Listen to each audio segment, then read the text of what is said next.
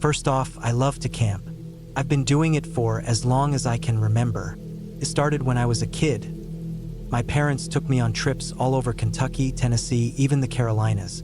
I got used to the feeling of sleeping outside, hearing owls at night, waking up to dew on the tent, the whole thing. It was peaceful, grounding, and as I got older, it became my way to disconnect. No phone signal, no people, no traffic, just trees and time. So when my boyfriend and I planned a weekend out at the gorge this past summer, I was excited. We'd been there a few times with friends before, always in a group, always loud and fun. But this time was different. We both needed a break from everything, work stress, city noise, life in general, so we figured we'd go just the two of us. Quiet weekend, just us, simple setup. We picked a spot I knew well. It was about a mile hike in from the trailhead. Nothing too hard, but just far enough off the beaten path that we wouldn't run into a bunch of day hikers or loud campers. That was the idea anyway. We got there late afternoon. I remember the weather was clear, blue skies, maybe high 70s. Good breeze. We pulled into the trailhead parking lot and started unloading our packs from the car. As soon as I opened the trunk, I noticed these two guys coming out of the woods. They looked rough, not in a dirty hiker way, but in that unpredictable, slightly aggressive way. One was older, maybe late 40s or early 50s, with long grayish hair and a jacket that looked way too heavy for the temperature. The other was younger, maybe my age, but thinner, wiry, with clothes that hung loose off his frame. They both had these intense stares, like they were trying to size us up without being obvious about it. They didn't say anything, just walked by us slowly and headed toward this beat-up, old-school VW camper van parked about 20 feet away. It wasn't anything they said because they didn't say a word, but the way they looked at us gave me that weird gut feeling I usually don't ignore. But I brushed it off. I've had enough city experience to know that some people just look sketchy but don't mean any harm. Plus, this was the Red River Gorge. It gets all types. Rock climbers, through hikers, loners, tourists, burnouts. I figured they were just finishing their hike and heading out. We got our packs on and started down the trail. The hike in was quiet and the trail was dry. I kept glancing over my shoulder just out of habit. I didn't see anyone behind us, and the woods felt normal. Still, that weird feeling clung to me. I knew the area well. I'd camped in that zone at least 4 or 5 times before. There were about 4 solid campsites scattered around a bend in the trail that veered off toward a small ridge. Once we got back there, I started checking them all out.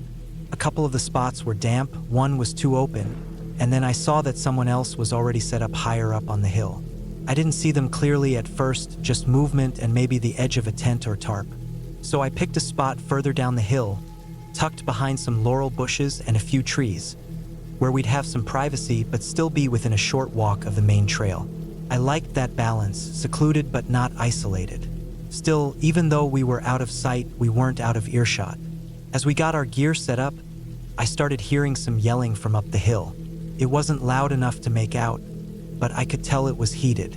A man's voice arguing with someone. Then silence. It was getting darker by the time we had the tent up and the gear laid out. We didn't have a fire yet, so I started walking around to gather kindling and some dry branches. I'd done this hundreds of times. You get an eye for it. Dead branches hanging off trees, dry with that snaps easy, nothing green or rotting. I was maybe 30 feet from the tent when I turned around and saw someone standing just outside our camp. He hadn't made a sound. I hadn't heard him approach. He was just there. He had a ratty beard, a stained t-shirt, cargo pants that looked like they hadn't been washed in months. He smiled in a way that didn't reach his eyes and said something like he was just up the hill and figured we might need help getting a fire going. Then he offered to sell us a bundle of firewood for $10. That was the first moment I realized something was really off. Who tries to sell wood in the middle of the woods? We were surrounded by it. I kind of laughed it off at first, told him I could just gather what I needed. He said I probably wouldn't find much, that they had already cleared out the area over the past few weeks. That caught me. They? Who was they? I asked how long he'd been up here, and he said almost a month. I knew that wasn't allowed. 2 weeks was the max in a national forest before you had to move on. I asked him if he was alone, and he hesitated, said he was. But then I pointed out the yelling from earlier, and how he said they had cleared the wood. He stumbled over his words, then said, "Yeah, there were some other guys he knew camping further up on the other side of the river." He started talking more after that, like he was trying to keep us engaged. Said he was from Pennsylvania, took a bus to Lexington, then somehow ended up here. Said he'd been staying in the woods behind a shopping center. He even described exactly where. Thing was, I knew that area. I worked near there. I'd seen homeless people, addicts, all kinds of folks disappearing into those trees behind the stores. He said he'd been living off bugs, snakes, selling firewood, trading things. I don't know how much of it was true, but he claimed we were the first people he'd seen in weeks. Nothing about his story felt solid. Kept shifting. He kept contradicting himself. He talked about being alone, but then hinted at others. He acted like he just stumbled across our camp, but then said he liked to camp up top because he could see everything and everyone. Eventually, he said he'd show us his camp. I didn't want to go, but my boyfriend gave me that look, like it'd be better to go along with it and not escalate anything. So we followed him up the hill a ways. His camp was tucked behind a thick stand of trees, just out of sight from the trail. It was a mess. Tarps strung up haphazardly, coolers, bags, buckets, more than one sleeping area. There was no way this was just his stuff. It looked like at least 3 or 4 people were staying there. He kept saying it was just him, but I didn't buy it for a second. He said he liked camping up there so he could watch who came and went. That's when I realized he had a direct line of sight to our spot. He could see everything we were doing. By the time we got back to our fire pit, it was full on dark. He stayed and helped get a fire going. I just stood there, heart pounding, trying to stay calm. My brain was already racing. No one else knew we were out here. No one would hear us if something went wrong. We didn't have a gun. We didn't bring a knife big enough to do anything useful. No dog, no backup, just us. After a while, he finally wandered off back up the hill. I waited until I couldn't hear his footsteps anymore, then leaned over to my boyfriend and whispered that there was no way in hell I was sleeping here. Not with that guy watching us. Not with the yelling. Not with the lies. I didn't know what he wanted, but I wasn't going to find out. We quietly packed up our things as fast as we could. We left the tarps because pulling them down would make too much noise. I didn't even care about them at that point. Every rustle in the woods made me jump. I kept looking up the hill, expecting to see him standing there watching us. I had the pack on my back, the flashlight off, and my heart pounding. Then, out of the dark, his voice came from up the hill. Loud, clear, way too close. "How's it going down there?" I didn't answer. We didn't say a word. We just moved. Fast. As fast as we could hike without full-on running. I kept waiting to hear footsteps behind us, twigs snapping, shouting, anything. But the trail stayed quiet. We didn't stop until we hit the car. We threw our stuff in the back, slammed the doors, locked them, and sat there for a few seconds just breathing. I looked back at the woods through the rearview mirror. Nothing, just black trees and the wind moving through the leaves. We drove straight home, didn't talk much on the way. I didn't sleep that night. The next morning, I called the ranger station and told them everything. Gave them the exact spot, described the man, told them about the other gear, the yelling, the whole setup. They said they'd check it out. I never found out what happened to him or the others. Maybe they got moved along. Maybe they're still out there. All I know is we were lucky. We didn't get robbed. We didn't get hurt. All he got from us was a couple of tarps. But that feeling, that cold gut-deep dread, it's never really gone away. I still camp, but now I carry a knife. I keep a flashlight within reach at night. And I always trust that first gut feeling, because next time I might not get a second chance.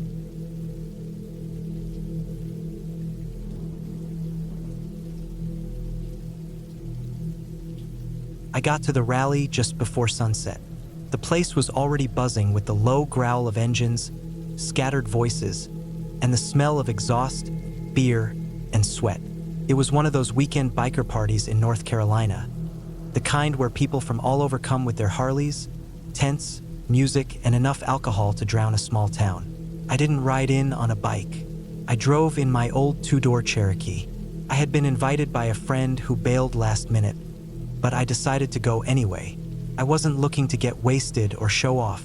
I just wanted a good weekend in the woods, a break from everything, and maybe some fire, music, and greasy food. I liked being around bikers. Most of them didn't give a damn what you looked like or what you drove as long as you weren't a problem. The campsite was big, just a large, mostly flat open patch surrounded by tall trees. The gravel entrance led to the main clearing where people were parking their bikes, pitching tents, building fires, and setting up coolers. I found a semi-quiet spot near the outer edge, maybe about 100 yards from the main party area, but still within earshot of the music and crowd. I backed my car into place with the tail facing the woods, giving myself a view of the open space in front of me, then pitched my small two-person tent just beside the driver's side door. It was no more than 15 feet from my tent to the car. I like to keep it close in case I needed to grab something quickly or crash inside it.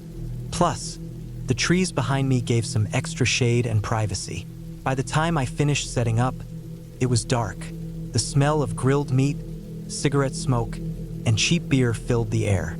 Lights strung between some trees lit the central part of the camp. Somebody had a decent speaker set up blaring classic rock, and people were either sitting around fires or walking from group to group like it was a moving bar. A few women danced around a fire pit, and someone was handing out glow sticks. I cracked a couple of beers, sat by my fire, and watched. I'm not the most social person at things like this. I nod, talk when talked to, but mostly I like to sit back and watch. After a few drinks, I felt looser, walked around a bit, chatted with a couple of guys about their bikes. I ended up buying a burger from a guy who had a small propane grill going and had the greasiest looking apron I'd ever seen. It was delicious. Around midnight, I wandered back to my tent, buzzed but not drunk. The noise had started to die down a bit, though you could still hear music and laughter echoing through the trees. I climbed into my tent, zipped it up, and laid back on my sleeping pad. I didn't even bother getting into my sleeping bag at first. It was warm and I had the screen part of the tent zipped, just the mesh so I could still hear the outside. The occasional roar of a bike, someone laughing too loud, a can cracking open. It was all white noise at that point. I fell asleep fast. Somewhere around 2:30 in the morning, I woke up to a sound that didn't blend into the background. It wasn't part of the music or the usual party noise. It was a sharp, rattling sound, metallic, deliberate, like someone was yanking on a handle over and over. I opened my eyes and held my breath. The sound kept going, quick bursts like someone trying to open a door in a hurry but failing. It was coming from my left side, the direction of my car. I sat up slowly. My heart started racing before I even moved. I knew the sound. It was my driver's side door handle. Someone was trying to get into my car. At first, I thought maybe someone was confused or leaning on it, but it wasn't gentle or accidental. They were really trying to get in. I leaned closer to the mesh window and peeked out through the screen. It was dark, but there was a bit of moonlight and enough ambient light from the center of camp to make out shapes. That's when I saw him, just standing there beside my car, one hand still on the handle, the other down at his side. He was swaying slightly, like he couldn't keep his balance. I couldn't see his face clearly, but I could tell he was looking straight at my tent. Right at me, not moving, just staring. I felt this jolt go through me. Adrenaline kicked in like a switch had been flipped. I'm not a small guy. I've done a bit of lifting and I'm broad-shouldered, but in that moment, none of it mattered. My brain was going 100 miles an hour. Was this guy trying to steal something? Was he looking for a fight? Was he high? I unzipped the mesh window just enough to see better. He didn't move, didn't flinch. Just stood there, his shoulders slightly hunched forward, his knees loose, like he could topple over any second, but somehow didn't. I yelled out, not screaming, but loud enough to carry. A sharp bark of words, meant to shock him or snap him out of whatever he was doing. He didn't move, didn't even blink. He just kept staring at me through the thin mesh of my tent wall. The kind of stare that doesn't look at your face but through you. Not confused, just blank. No emotion. That's what made it worse. I threw on my jeans and boots as fast as I could. I didn't even fully lace them. I just wanted to be on my feet, outside, ready. I stepped out of the tent, stood up, and looked at him. He was still there, Same spot, same sway. Now, with a better view, I could see his clothes: jeans, dark t-shirt, leather vest. No helmet. His hair looked messy, maybe curly. He looked young, maybe in his 20s, but it was hard to tell.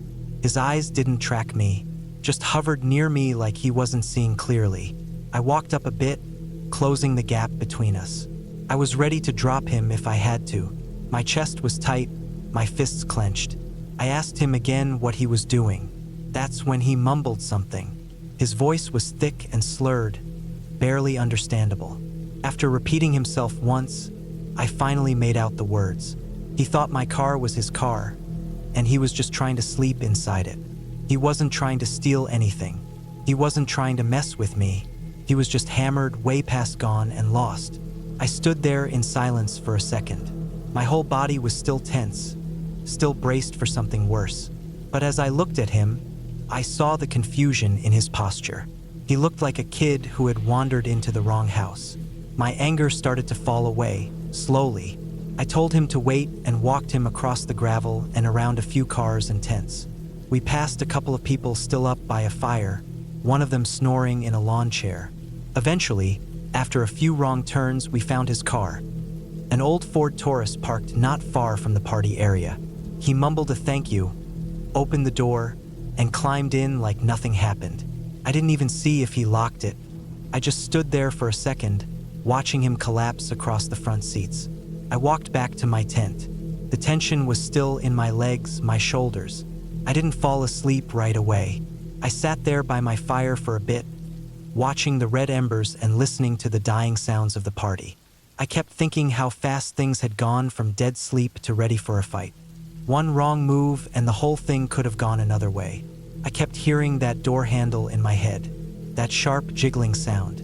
I hated that sound. The next day was slow. I got up around 9. The air smelled like stale beer and campfire smoke. People were starting to stir, some already sipping from cans, others nursing hangovers in folding chairs. I cracked open a bottle of water, walked around a bit, stretched my legs. The guy from last night didn't cross my mind until after lunch. I was sitting near the fire, chewing on a sandwich and talking to a guy who had just arrived that morning. That's when someone walked by. Tall, messy hair, same vest, but cleaner than last night. He looked at me for a long second, like he was trying to place my face. Then I saw it in his eyes when he recognized me. He didn't say much, just nodded, almost embarrassed, and handed me a 12-pack of cheap beer. He lingered for a few minutes, standing awkwardly, then cracked one open and sat down on a nearby cooler. We didn't talk much, and that was fine by me. He had that look of someone who barely remembered the night before, but remembered enough to know it could have ended badly. Later that evening, he came back and had a couple beers with us. He didn't stay long, just long enough to show he meant it. I respected that. The rest of the weekend passed without any more surprises. The music played, the engines roared, and the party carried on like it always had. I kept thinking about how close that moment had come to turning into something ugly. If I hadn't kept my head, or if he'd acted differently, one of us could have gotten hurt. But it didn't. It was just a drunk guy in the wrong place at the wrong time and a lucky outcome that followed. When I packed up to leave on Sunday morning, the sun was just creeping through the trees.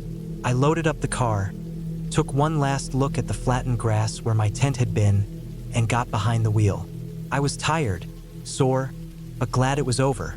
That night would stick with me for a long time. Not because of what happened, but because of what almost did. That was enough.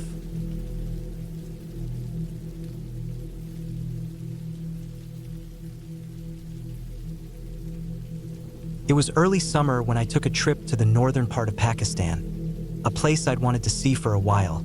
I needed a break from the usual noise and routines, and the mountains had a way of pulling you in. The kind of calm I'd been craving wasn't just about silence. It was about distance from the crowded parts of life. I booked a small hotel perched on the edge of a ridge just outside a small town. It wasn't fancy, just a 2-story building with creaky floors and slightly faded curtains. But the windows opened up to a view of pine trees, layered hills, and a wide, deep silence that I hadn't felt in years. From the hotel, you could see the tops of the trees stretching endlessly in every direction, especially to the north where the terrain dropped and the forest thickened. The first 2 days passed quietly. I spent my time walking the narrow roads near the hotel, sometimes with my friend who had come with me. We weren't doing much, just resting, eating, and breathing in the crisp air. There was no agenda. Sometimes I sat on the balcony at night, wrapped in a thick shawl because even in summer, the nights got cold. The wind came in waves through the forest, pushing tree branches into soft movement. I'd hear dogs barking far away, and occasionally a motorbike passing down the slope into the town. That's all. On the third night, I went to sleep earlier than usual. There was nothing particularly off about the day. Dinner was quiet, just rice and lentils and some meat curry served by the hotel's cook. The power had gone out for about an hour, but that wasn't unusual. The backup generator kicked in eventually, and the yellow lights flickered back on. I remember brushing my teeth in front of a fogged-up mirror and noticing that I felt slightly off. Just a bit of pressure behind my eyes that I thought was probably due to dehydration or maybe the altitude. I figured I'd sleep it off. Sometime around 1:30 or 2 in the morning, I woke up with a pounding headache. It wasn't mild. It felt like something was pushing from the inside of my skull, like a balloon inflating behind my forehead. I lay still for a bit, waiting to see if it would pass. The room was almost completely dark, just a faint outline of the window frame visible against the sky. The pain wasn't going away. I sat up, feeling my temples throb with each heartbeat, and realized I wouldn't be able to sleep again unless I took something for it. I remembered seeing a medical store when we had walked into town earlier that day, maybe 10 or 15 minutes downhill from the hotel. It had a glowing green cross above the door and a few plastic chairs out front. It wasn't a full pharmacy, just a small roadside medical station, but I figured they'd have something for a headache. I considered going alone at first, but it was dark, and I wasn't familiar with the route beyond the main road. My friend had been awake earlier, so I knocked gently on his door, and when I saw him come out rubbing his eyes, I told him I wanted to walk down and get something for my head. The road was narrow and cracked in places, but moonlight reflected off the surface, and we didn't need flashlights. There was a yellow-orange streetlight every few hundred meters, giving the surroundings a quiet, sleepy glow. We walked downhill slowly, breathing in the cool air, which felt fresher than earlier in the day. I kept my hands in the pockets of my hoodie and tried to focus on anything but the throb in my head. I remember the sound of our shoes hitting the gravel, the rustling of the trees on either side of the road, and a distant dog barking again. Same as before. The medical store was open, surprisingly. The glass door was half open, and the man behind the counter sat under a buzzing tube light. He looked tired but handed me a strip of paracetamol without much fuss.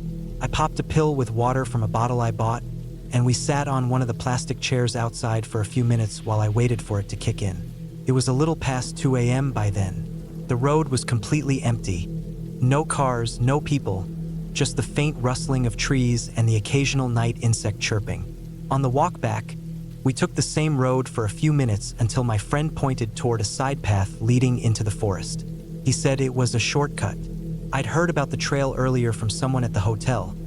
It was a narrow path used by locals, mostly woodcutters or shepherds, that looped through the trees and rejoined the road near our hotel. He said it would cut the return time in half. The idea of walking through the woods at night wasn't exactly thrilling, but I wasn't thinking clearly. The pill had dulled the edge of my headache, and I felt slightly better, but not alert. I agreed. The trail started as a clear dirt path that dropped into the tree line. At night, even with the moon out, the forest felt dense and heavy. Pine trees on both sides of the trail leaned inward like giant guards. The shadows were deep, long, and unmoving. Our steps softened as the dirt absorbed the sound. The forest had a way of swallowing everything. No streetlights now, just trees, shadows, and the sound of the breeze moving through the branches above. We walked slowly, talking about random things to keep ourselves distracted. The path was winding but mostly clear, with patches of roots and dry leaves scattered across it. Occasionally, the trees opened up to reveal narrow clearings where moonlight slipped in and painted everything in silvery blue. It was peaceful in a way that only deep forests can be. There was a freshness to the air that felt untouched. A few minutes into the trail, we were somewhere near the middle, too far in to turn back, but not quite close enough to the road on the other side. The forest was quiet, almost unnaturally so, when we both heard it. A drum. It was distant, slow, and rhythmic. Not electronic or synthetic, but a deep, organic sound, like a hand hitting stretched leather. It echoed faintly through the trees, just enough to be noticeable, but not enough to pinpoint. I froze slightly when I heard it. My friend paused too. We both instinctively slowed down. At first, I thought maybe there was a celebration happening in a nearby village. These weren't uncommon. Sometimes there were weddings or events with traditional music, and drums were part of that. But something about the timing felt odd. It was the middle of the night. We were deep in a forest, not on the outskirts of a populated area. And yet, the sound of the drum carried through the trees with startling clarity. Just as I started to calm myself, the drumbeat changed. It wasn't just louder, it was closer, way closer. In a matter of seconds, not minutes, the drum that had sounded like it was far away was suddenly right behind us. The shift was so sudden, so unnatural in its speed, that my body reacted before I had time to process what was happening. My muscles tensed, my chest tightened, and something inside me screamed to run.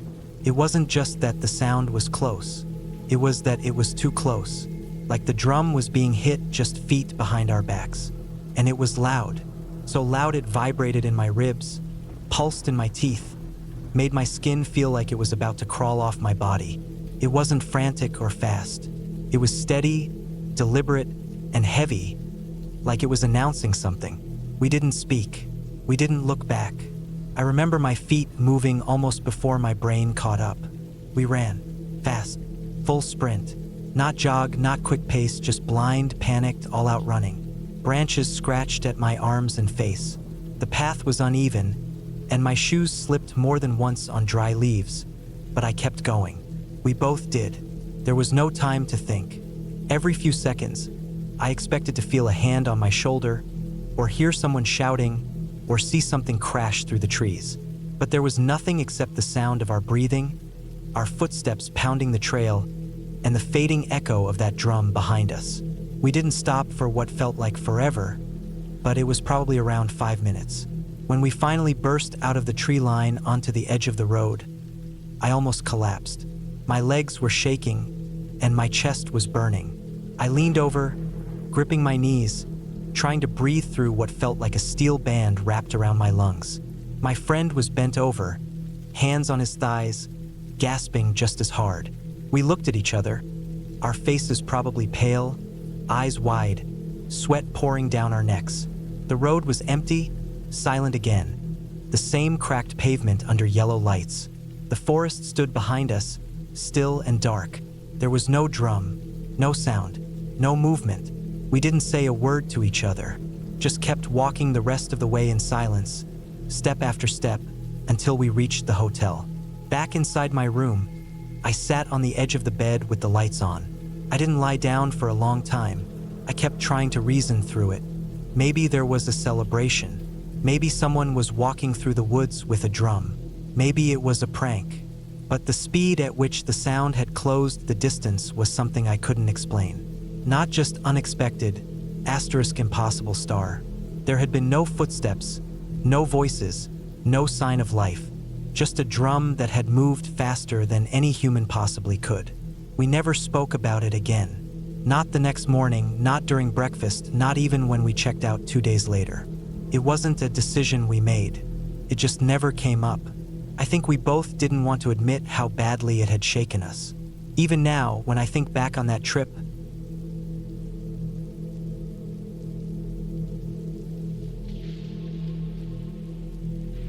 I had planned the trip months ahead, circling a long weekend in early April as the time to head up to the western Maine mountains. That part of the Appalachians always held a kind of peace I couldn't find anywhere else. It was rugged and steep in parts, but also quiet, open, and free from crowds that ruined most other places. My buddy Eric and I had done a few treks together over the years, and we had this loop picked out that would take us through about 40 miles of backcountry trails, over some ridgelines, across 2 shallow river crossings, and through a few pockets of remote forest that hardly anyone touched, especially this early in the season. April in the Maine mountains is a gamble. Down in the valleys, it might be mild in the 50s or 60s during the day, but at elevation, things were different. You still had frost at night, sometimes snow. The trees were still bare, the wind sharp, the weather unpredictable. It was the kind of place where preparation meant everything, especially when you got more than a day's hike away from town or any road. We set off on a Thursday morning after staying the night in a small motel near the trailhead. Our packs were heavy but manageable. We both had 4-season tents, warm sleeping bags, backup fire-starting tools, extra food, and dry layers. Everything was thought through. Even in the early planning, we built in an extra buffer day in case of weather or injury. We had cell service at the start, but we knew it would vanish within the first few miles, which was expected. It was one of the reasons I liked going out there. It made you rely on yourself, not your phone. The first day went smoothly. The air was brisk, but the sky was clear. The trail climbed steadily for most of the morning, passing a couple of old trail shelters and a frozen-over pond. By late afternoon, we had climbed nearly 2,000 feet in elevation and had set up camp on a flat patch just below a saddle ridge. The sun set early behind the mountains, and the temperature dropped fast. That night, it dipped down to the low 20s, maybe colder. Even inside my bag with layers on, I felt the chill biting through. I remember waking up in the middle of the night needing to pee, and just stepping out of the tent into the frozen air was miserable. My water bottle had a thin layer of ice on the top when I went to drink from it in the morning. Day 2 started a bit slower. We cooked oatmeal, broke down camp, and repacked everything carefully. We expected it to be the longest day of the trip, nearly 14 miles, and that included one of the tougher ridgeline sections. But it was clear and dry, and we were in good spirits. The terrain got rockier the higher we climbed, and the wind picked up. There were sections where the trail hugged the edge of a drop-off, and we had to step carefully over ice-covered rocks. Still, it was beautiful. You could see for miles, snow still dotting the distant peaks, shadows from clouds stretching over the valleys. Felt like we had the whole world to ourselves. We were about 9 miles in when we found them. It was late afternoon, maybe an hour and a half before sunset. The trail had dipped down into a bowl-shaped area with a small stream and some old evergreens crowding the edges. I spotted movement ahead first, 2 people, sitting together on a rock near the water. As we got closer, I could tell right away something was off. They looked exhausted. Their clothes were light, more like spring hiking gear you'd wear in a city park: thin leggings, running shoes, light jackets. One of them had a small pack, and the other just had a day bag with a broken strap. Their faces were flushed but pale, red around the nose and cheeks in a way that told me they'd been cold for a while. They didn't have gloves, and their hands were wrapped in their sleeves. No fire was going. The little tent they had set up nearby sagged awkwardly, one corner already half collapsed, and it looked like one of those one-season pop-up tents that you'd use for a summer beach trip. A few scattered items sat around the camp: an empty food wrapper, a crumpled water bottle, a pair of socks draped over a branch trying to dry in the fading light. Eric and I stopped near them. Neither of us said anything, but we could both tell it was bad. They were in real trouble. I walked over and looked around their setup. Their sleeping bags were half out of the tent, thin, lightweight ones meant for warm nights. I reached down and picked one up.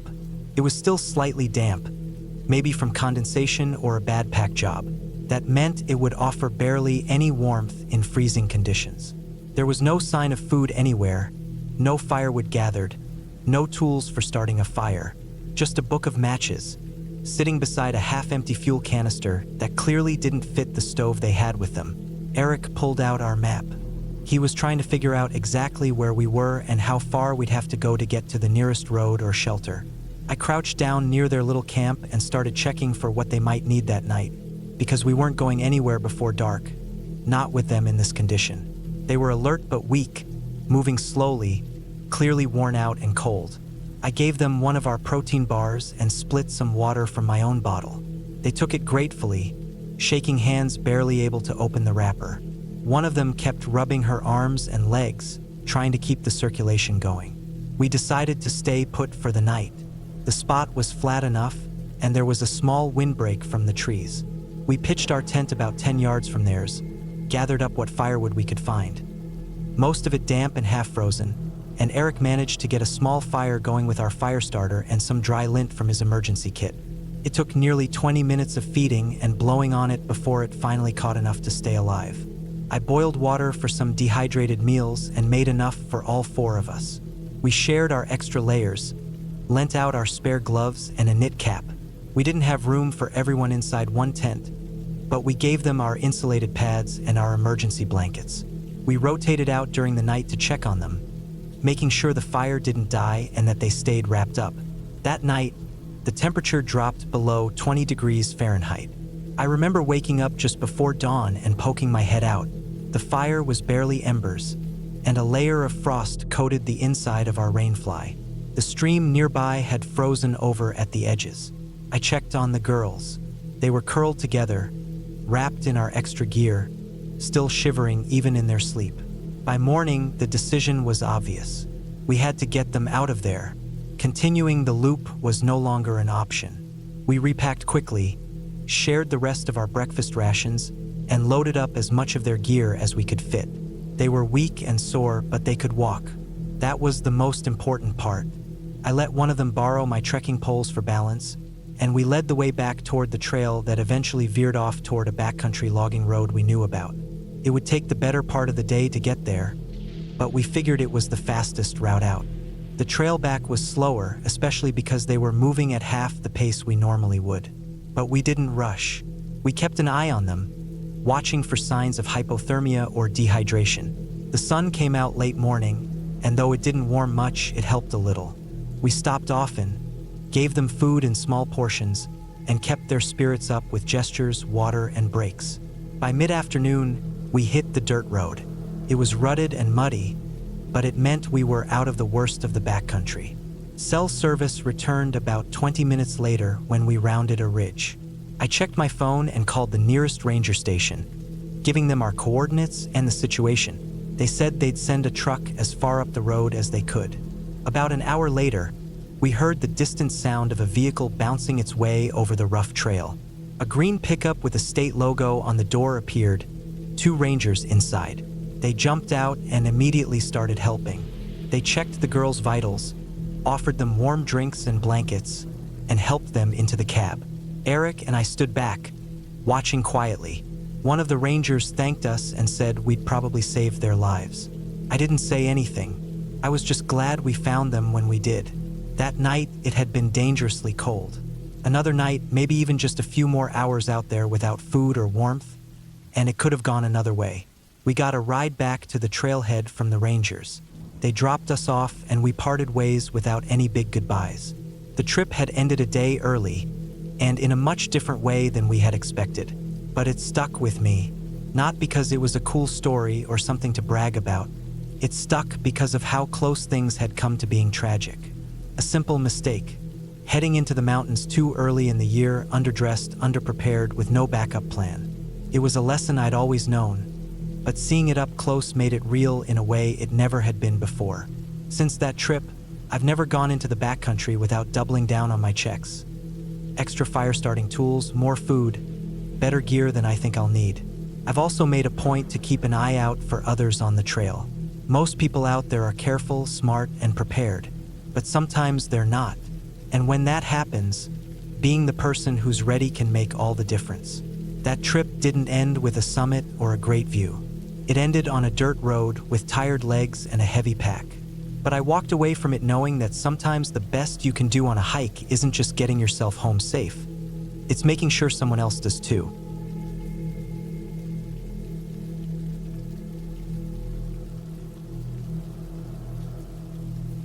I was about 5 or 6 years old when my dad and I went on a camping trip in Yellowstone National Park.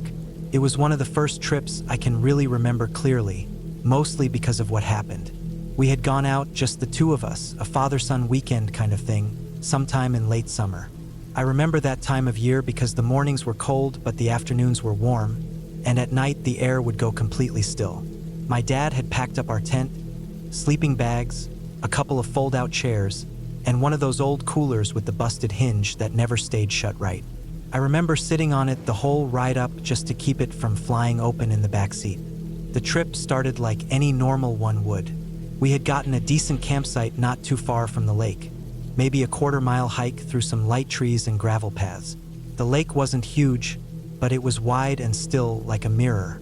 There was always a bit of fog rolling over it early in the mornings, and even though I didn't know the word for it then, it always made the place feel heavy. The sun would rise late over the ridge and light up the water, and it felt like the whole place would slowly start breathing again once it did. We set up camp pretty quick and spent most of the first day doing little kid stuff, throwing sticks, stacking rocks, trying to catch bugs in jars. My dad liked to keep things simple. We didn't have phones or music or even a real stove, just a metal grate and a campfire. I remember waking up the second morning to the sound of birds and the distant crackling of branches, probably some small animal making its way through the underbrush. I crawled out of my sleeping bag and stood at the edge of the tent, watching my dad get a small fire going. He had a coffee can in one hand and a pack of oatmeal in the other. The air smelled like pine and burnt wood, and the sky was just starting to get blue. We ate quietly and then went down to the lake with a couple of flat rocks. Skipping stones was a thing we did together a lot, and I had just learned how to get them to bounce more than once. The water was calm and glassy, and we were the only ones around. We walked along the shore for a while, just chucking stones and talking about nothing important. My shoes were soaked from the wet edge of the lake, but I didn't care. There was this peacefulness out there that I didn't fully understand at the time, but I knew I liked it. Everything was quiet except for the splash of the rocks and the distant sound of birds. My dad was a few paces ahead of me, and I remember stopping to pick up a particularly smooth stone when I saw him slow down. He had turned his head slightly to the side like he was looking at something. I walked up behind him and followed his gaze. There was a man slumped against a tree maybe 30 or 40 feet away from us. It didn't seem weird at first. People rested all the time in places like that, and it wasn't like he looked obviously hurt or anything from a distance. He was wearing a jacket and a hat, and his head was kind of tilted forward like he was sleeping.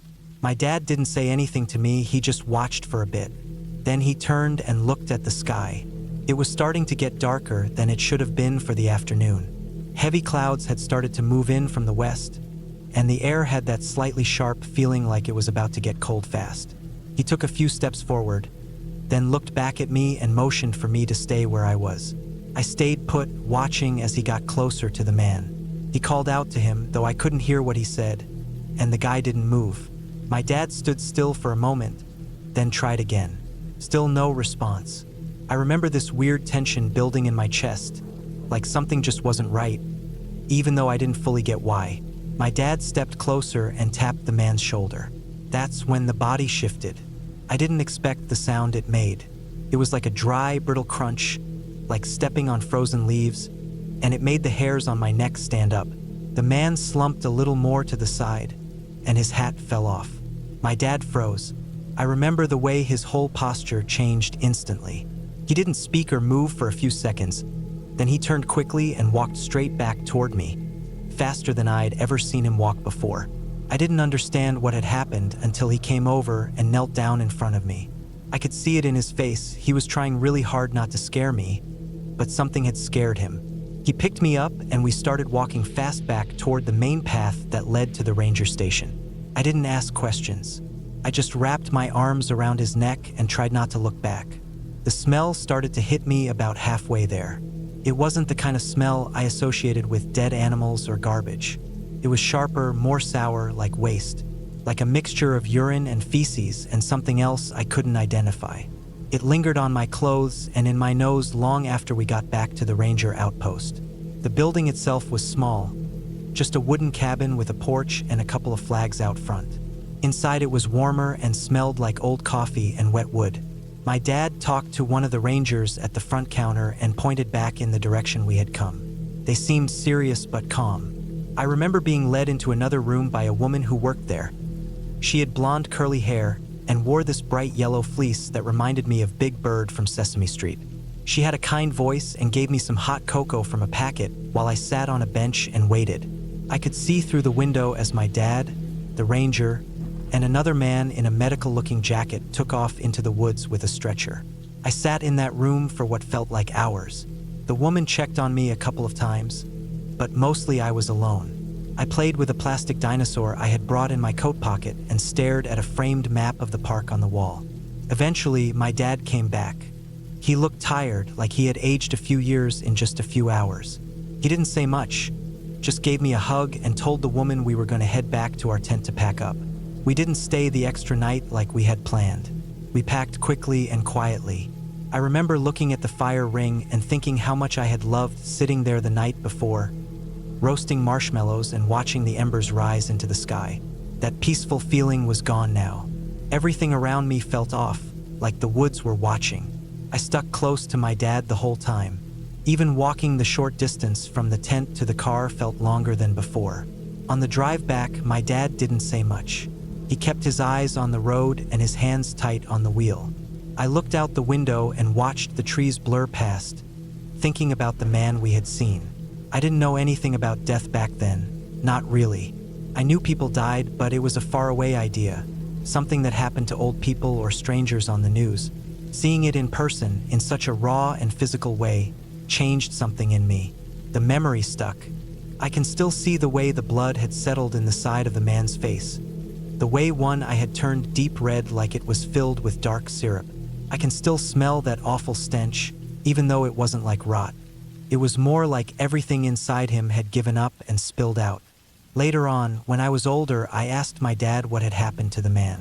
He told me that the rangers had found identification in his jacket. The man had been camping alone and had probably been dead for at least 2 days before we found him. He didn't die violently, not in the way people imagine when they think of bears or falling off cliffs. It looked like he just sat down by the tree and never got up. Exposure, they thought. Maybe mixed with something else. He might have been drunk or disoriented.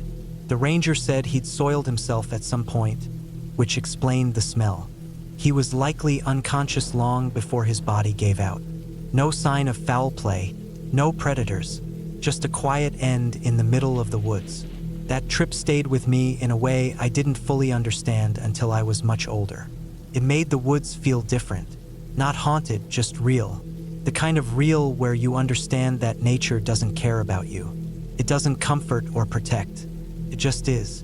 The forest isn't evil, but it's not kind either. It's vast and indifferent. You can be there one moment and gone the next, and the world will go on exactly the same. I think that's what scared me the most. That quiet kind of disappearance. No noise, no drama, just a man sitting down under a tree and fading out. I still go camping sometimes. I love the peace of it, the space it gives my mind. But I never camp alone. And I always take the time to check on people I see resting off trail, especially if it's getting late. That trip taught me something about responsibility too, how important it is to act, even if something just feels off. My dad didn't hesitate. He didn't brush it off or pretend it wasn't weird.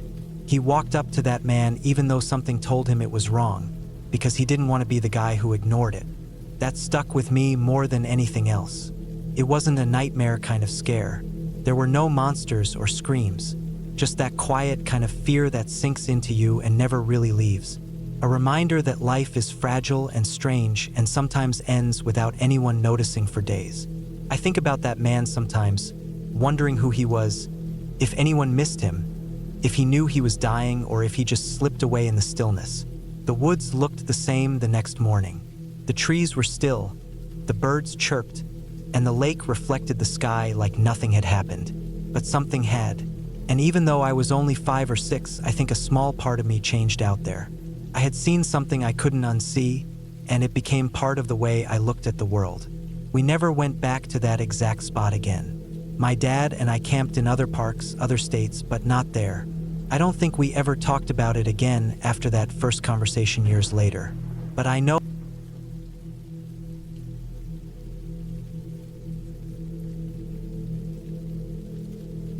I studied tourism, so going camping wasn't just something I did for fun. It was something I had to do. It was part of the program. By the time this trip came around, I had already gone on a few shorter excursions with classmates, but this one was supposed to be the big one. We were spending 4 nights in the mountains, right near the border with our neighboring country. The area was known for its beautiful rivers, remote forests, and long stretches of uninhabited land. No cell service, no power lines, not even a gravel road once you got past a certain point. It was the kind of place where, if something went wrong, you had to figure it out yourself. We left early in the morning on a Friday. There were about 15 of us total, including one of our instructors. We were split into smaller groups for cooking, firewood gathering, and setting up tents. Everything we did was part of an assignment. We had to apply what we'd learned during the semester. The bus dropped us off at the last accessible point, and from there, we hiked about 2 hours through narrow trails, overgrown branches, and rocky terrain. We finally reached a wide open spot next to a river that curved gently through the base of a steep slope. The spot was perfect. Flat land for tents, lots of wood nearby for fires, and the sound of the river running constantly in the background. We set up camp quickly. Tents were arranged in a rough semicircle near the trees, facing the river. Mine was one of the last to go up, and as luck had it, I ended up with a tent to myself. Everyone else paired up, but there was an odd number of us, and I figured it wouldn't be that bad. Having my own space meant I wouldn't have to step over anyone if I needed to go out in the middle of the night, and I liked the idea of some quiet when it came time to sleep. The first 2 days were uneventful. We followed our schedules, cooking, doing group tasks, taking short hikes with the instructors, and writing down observations for our reports. Nights were cold, and the air felt sharper the higher we went. The stars looked brighter than they ever did in the city. We kept the campfire going as late as we were allowed, but once it was out, the dark came in hard and fast.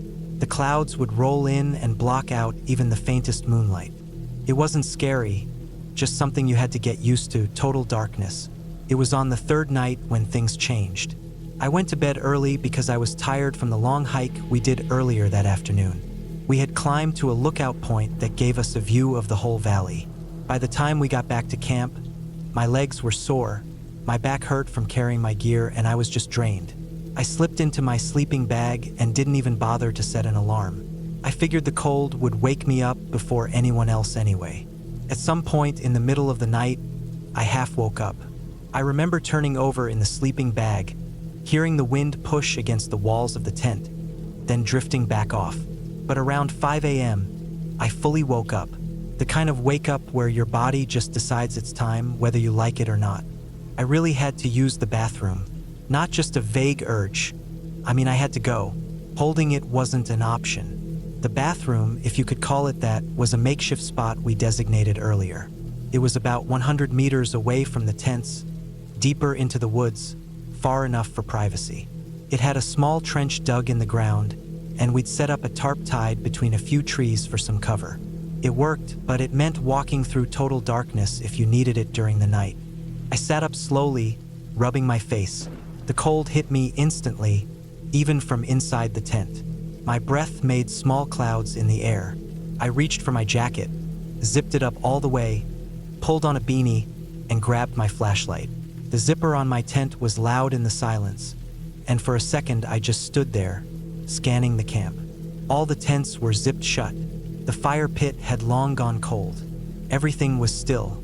The wind moved lazily through the trees, and a few birds were already calling out, those early morning types that sing before the sun comes up. I started walking. The flashlight cut a narrow path ahead of me, but it didn't do much. The trees blocked whatever faint light there might have been from the sky, and it was cloudy, so there were no stars. I kept my steps steady, crunching over fallen leaves and small twigs. The cold sank in deeper with every step, biting into my fingertips, even through my gloves. I reached the bathroom area and stood for a moment, scanning the trees around me before stepping closer. The wind picked up a bit, brushing through the trees and carrying a few loose leaves across the ground. I did what I needed to do quickly, not wanting to hang around longer than necessary. The tarp overhead flapped a little, but everything seemed normal. That was when something changed. At first, I didn't notice it. I was zipping my jacket and adjusting my flashlight again, ready to walk back. But then I realized how quiet it had gotten. Too quiet.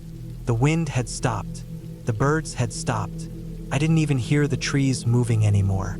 The only sound left was the river, flowing steadily in the distance.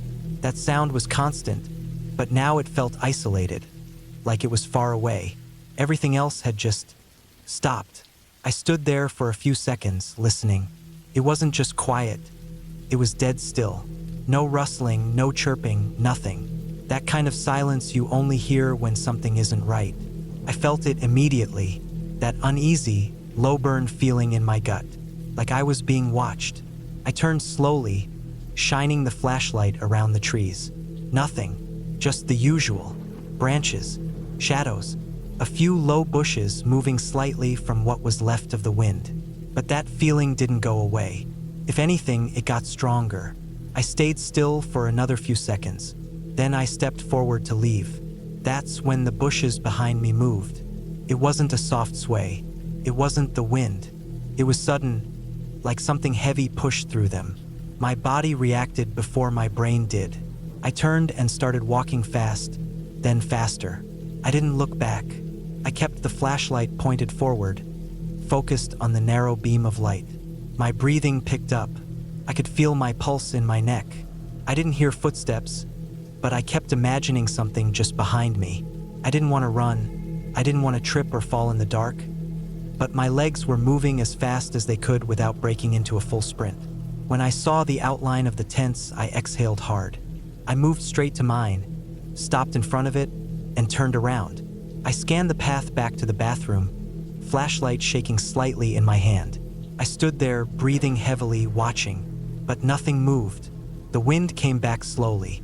A few birds started up again. The air shifted back to normal, as if whatever had frozen the woods was gone now. I stood outside for maybe 5 minutes, watching. I wasn't just scared, I was alert. Every sound felt louder. Every movement caught my eye, but it stayed quiet, normal. I didn't go back inside right away. I stood there holding the flashlight like some kind of guard, just in case whatever was in the bushes decided to follow. I didn't hear anything else. Nothing moved down the path. Eventually, when the cold got too much, I stepped back into my tent and zipped it shut, still fully dressed. I stayed sitting up, flashlight beside me, until the sky started to turn gray with the first light of morning. The rest of the group got up like usual. Breakfast was made. Plans for the day were discussed. I didn't say anything about what happened. I didn't want to start a panic or sound like I was overreacting, but I stayed close to the group that day. I didn't wander far during the hikes, and I definitely didn't go to the bathroom alone again, not until the sun was fully out. I thought about it a lot in the days after. There are pumas in our country, sure, but attacks on humans are basically unheard of. They're reclusive animals, afraid of us more than anything. Still, that's the only thing I could think of that made sense. Maybe a young one got curious. Maybe it followed me for a few steps before backing off. Maybe it was just a deer, but the way the woods went quiet, the way I felt that presence, it didn't feel like a deer. It didn't feel like a mistake. It felt like something was watching me, deciding something. We finished the camping trip without any other issues. Everyone made it back safe with nothing more than a few scratches from the trail. But that one moment stuck with me. I've gone camping again since then, but I've never forgotten that night. I always bring better lights now. I never wander far alone before sunrise. And I always listen to the forest. Because even when nothing shows itself, when no animal crosses your path, sometimes the woods speak in silence. And when everything goes quiet, it's not always peaceful. Sometimes it means you're not alone.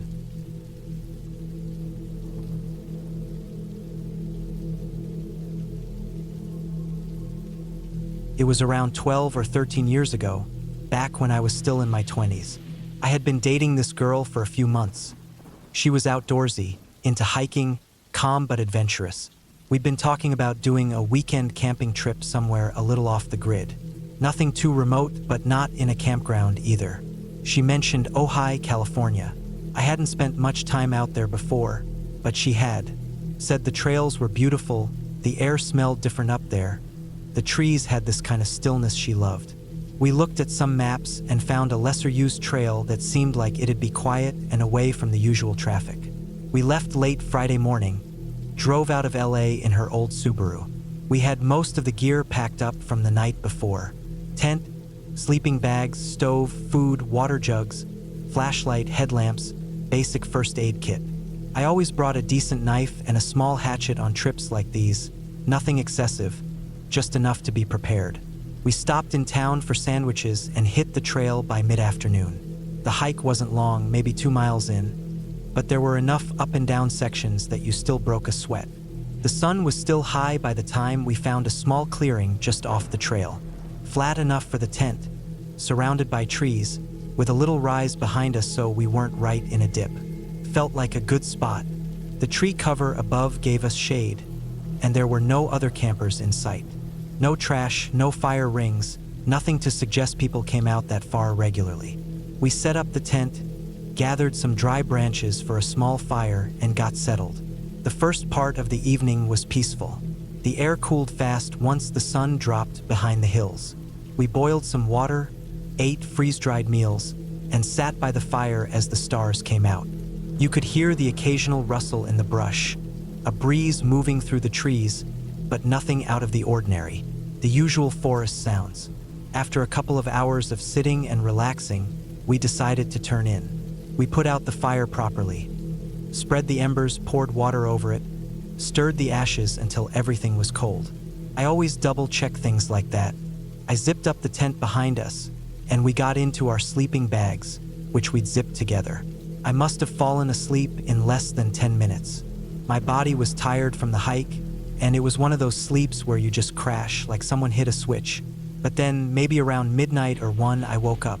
I didn't shoot awake. It was slower, like my brain was trying to get my attention. No sound had really done it. It was just this sudden awareness, like something wasn't right.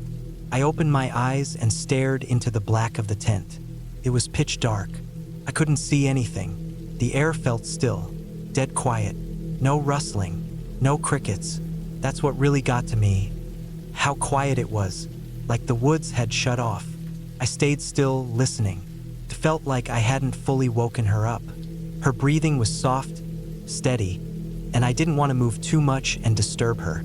I just lay there, staring upward into nothing, ears straining for any sound. Then I heard it. At first I thought it might be an animal, something soft, spaced footsteps in the pine needles. But after just a few seconds, I knew this wasn't a four-legged animal. These were distinct, measured steps, bipedal, human, slow and deliberate, like someone trying not to make noise. But forest ground isn't silent. The weight, the spacing, it wasn't a raccoon or a deer. This was a person. The steps grew louder, not in an aggressive way, just closer. Whoever it was, they weren't stomping. They were moving slow, careful. I couldn't see anything, but my hearing sharpened as I focused every bit of attention on the outside of the tent. The footsteps circled. They started behind the tent, moved slowly around the right side. Crunch, pause, crunch, pause. Every few steps, they'd stop, just stand there, then move again. I was frozen. I didn't move, didn't say a word. I kept thinking maybe I was wrong. Maybe it was some strange animal I hadn't accounted for, but deep down I knew it wasn't. Then the steps reached the front of the tent and stopped, right in front of the zippered flap. I held my breath. I felt like my heart was thudding so hard I couldn't tell if the sound was inside or outside. Then I felt it, her hand, slowly finding my arm. She had been awake too. She hadn't moved at all until that moment. She just reached out and grabbed onto me. Slow, almost like she didn't want the sound of the sleeping bag rustling to be heard. Her grip was tight. She was just as scared. I didn't speak, but I moved my hand to where my knife was zipped into a side pocket of my bag. I eased it out, slow and quiet. I was waiting for the sound of the zipper being pulled from the outside. I was sure we were about to hear it, but nothing came. The person outside wasn't moving, just standing there.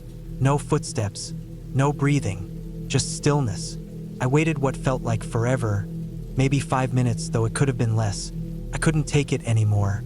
I made a decision. I wasn't going to just sit there waiting for someone to open the tent from the outside. I slid quietly up into a sitting position and slowly unzipped the front flap. The sound was louder than I expected in the silence. I pushed it open and looked out with the knife in my other hand, ready to jump if I had to. There was nothing there, just the forest, shadows from the moonlight barely cutting through the trees.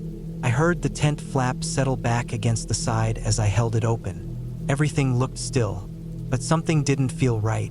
I kept looking around, then I saw what I thought was a shape, just at the edge of the tree line. Could have been a shadow, but it was tall, upright. And the way it moved, it didn't walk away, it didn't run. It just sort of shifted backward into the dark between two trees. Gone. I didn't chase after it. I didn't call out. I didn't even get up. I backed slowly into the tent and sat there, breathing hard. I looked over at her. She didn't say anything. She just watched me. I zipped the tent shut and sat back down. We stayed like that, sitting up until our muscles started to ache and we had to lie back down. Neither of us said a word. Our hearts didn't slow down for a long time. Eventually, we lay there in silence, frozen in place, waiting for the sky to start to lighten. At the first sign of dawn, before the sun even broke through, we were packing up. We didn't cook breakfast. We didn't fold things neatly. We stuffed everything into our packs as fast as we could. The tent came down in less than 3 minutes. Our gear was packed sloppily and we didn't care. We just wanted to be back on the trail and moving. Every crack of a twig behind us made our heads snap around. Every gust of wind through the leaves made our stomachs tighten. We didn't talk as we hiked. It wasn't silent in a cold way, we just didn't want to speak. Like words might make it real. The trail out felt longer than it had the day before. I kept looking at the path ahead and behind, scanning everything, listening for footsteps that didn't belong to us. Then, about halfway back, we saw something that stopped us both. 3 large rocks were placed directly in the middle of the trail. Not scattered, not tumbled down from a slope. They were lined up evenly, spaced out in a row across the path. Each one was big, at least the size of a basketball, maybe larger. Heavy enough that they would take some serious effort to move. The thing was, those rocks hadn't been there the day before. We both remembered clearly, the trail had been clean. No obstructions. No way we'd have missed these. They were right where we would have walked. Right where we did walk. We stood there for a moment, looking at them. Then we walked around them without saying a word and kept moving. But my stomach was doing flips the whole rest of the hike. We made it back to the car before mid-morning. When we got in and shut the doors, it felt like we'd sealed ourselves off from whatever that had been. We didn't speak much during the drive. Just small things, but nothing about the night. Nothing about the rocks. We never brought it up again. Not once. I didn't know how to explain it, and I didn't want to try. Over the years, I've thought about that trip a lot. Not constantly, but when something jogs the memory. A certain smell in the woods. The sound of footsteps on dry pine needles. Even now, more than a decade later, I still get that crawling feeling when I think about it. The silence outside. The measured steps. The way they circled. The hand grabbing my arm. That tall shape disappearing into the trees. And those damn rocks. I've done plenty of trips since then, backpacking, solo hikes, group camps, but I've never gone back to Ojai. Not to that trail. Not even close. Something happened out there that night. I'll never know who it was or what they wanted. But I know for sure that we weren't alone, and whoever it was had come to our tent deliberately. Quietly, they had stood inches from where we slept. They had watched us, listened to us breathing, and that's enough. That's all I need to know. I trust my instincts more now. I listen when something feels wrong. I still bring my knife, still check the fire twice, still scan the woods before bed. But more than anything, I pay attention to silence. Real silence. Because once you've felt that kind of stillness, the kind that means something is out there watching,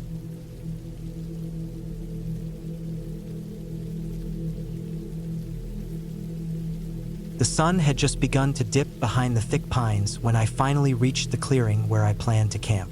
The trail had been long and tougher than I expected, cutting through dense woods, muddy patches, and steep inclines that left my legs aching. My backpack felt heavier with every step, loaded with all the essentials. A tent, sleeping bag, food, water, and a small stove. I had made this trip alone on purpose. I wanted to get away from everything, The noise of the city, the constant buzz of phones and emails, the people. Just me and the wilderness. The clearing was small but perfect for setting up camp. It was surrounded by tall pine trees whose dark green needles whispered in the evening breeze. The ground was soft with pine needles, and a small creek ran just beyond the tree line, its water clear and cool from the afternoon rain.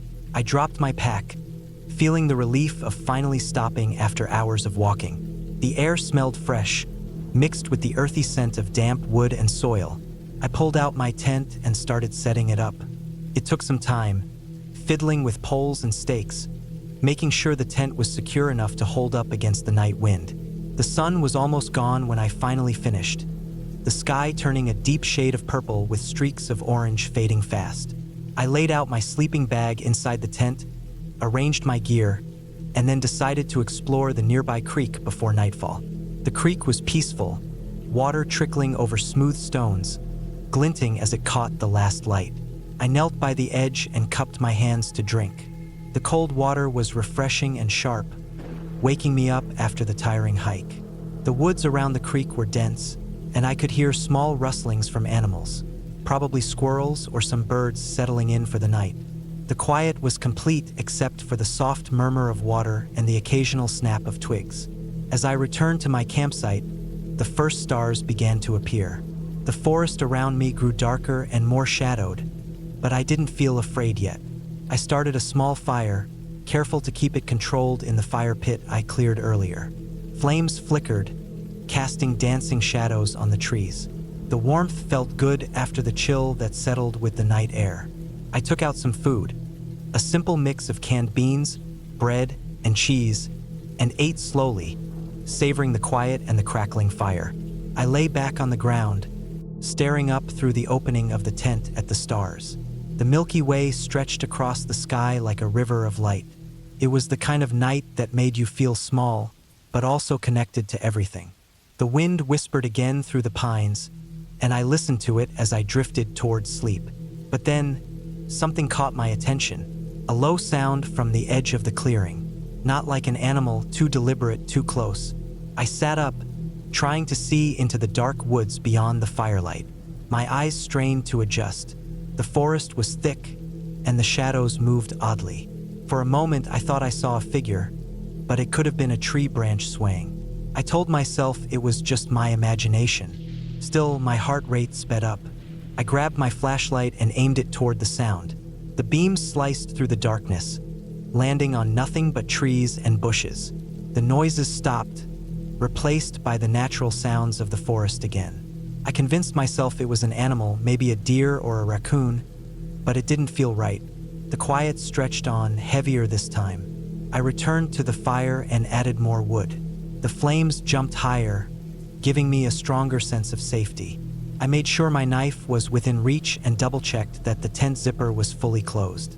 I kept the flashlight by my side. Time passed slowly. The night deepened, and with it, a cold settled into the air. The sounds of the forest grew louder as nocturnal creatures awoke. Somewhere in the distance, an owl hooted, and the crackling fire became the only steady noise. I tried to relax, but my eyes kept drifting to the dark edges of the clearing. The forest there seemed too still, too quiet. Then the sound came again, not far this time. Footsteps, heavy and slow, moving through the underbrush just beyond the tree line. I froze, every muscle tense. The firelight didn't reach that far, but I could see the faint outline of broken branches and crushed leaves where something had passed. My breath caught in my throat. Whoever or whatever it was had come closer. I didn't move. I didn't make a sound. The footsteps stopped. The silence that followed was worse than any noise, pressed against me from all sides. I reached for my phone, but the signal was gone. No service here in the deep woods. My fingers shook as I grabbed my flashlight again and shone it toward the noise. Nothing, just trees. I forced myself to speak quietly, telling myself to stay calm. Maybe it was someone else camping nearby. But why didn't I see a light? Why no voice? This part of the forest was remote with very few visitors. The fire began to die down, and I had to add more wood again, the flames sputtering and struggling to stay alive. I stared into the darkness, waiting for something to appear, waiting for a sound. Nothing came. The forest was silent again. Eventually, the fire burned low, and exhaustion took over. I climbed into the tent, zipped it up tightly, and lay down. I kept the flashlight on the ground next to me, ready. My knife was under my pillow. I tried to focus on my breathing, slow and steady, but every noise outside made me jump. A branch snapped close to the tent, and my heart slammed against my ribs. I stayed frozen, waiting. The noises grew distant, as if whatever was there had moved away. Morning was a relief. The sun rose slowly, golden light spilling into the clearing and chasing away the shadows. I crawled out of the tent, stiff and tired but alive. I packed up quickly, eating a cold breakfast, my eyes scanning the woods nervously. Before leaving, I walked around the clearing, looking for signs of whoever had been near my camp. I found broken branches and flattened grass at the edge of the woods, clear evidence someone had been watching me. I didn't see footprints. The ground was soft and had rained recently, washing some away, but the marks were fresh. I decided not to take any chances. I packed everything carefully, checked my gear twice, and started hiking back along the trail I'd come from. I didn't stop until I reached the main road, where I finally got a phone signal and called a friend to come pick me up. That night, safe in my own bed, I thought about what had happened. No ghosts, no monsters, just a person, somewhere out there in the woods, close enough to watch me but never making themselves known. It was a reminder that sometimes, the scariest things are real and simple. A stranger's presence in the wild, unseen but felt. I learned to trust my instincts that night and to always be prepared. I never went camping alone again, not without telling someone exactly where I was going. The forest can be beautiful and peaceful, but it's also a place where people can hide, where danger can be real, even when you don't see it. That trip changed how I saw the wilderness. I still love the outdoors, but now I know to respect it. Not just the nature, but the people who might be there too. And sometimes that's enough to keep you safe.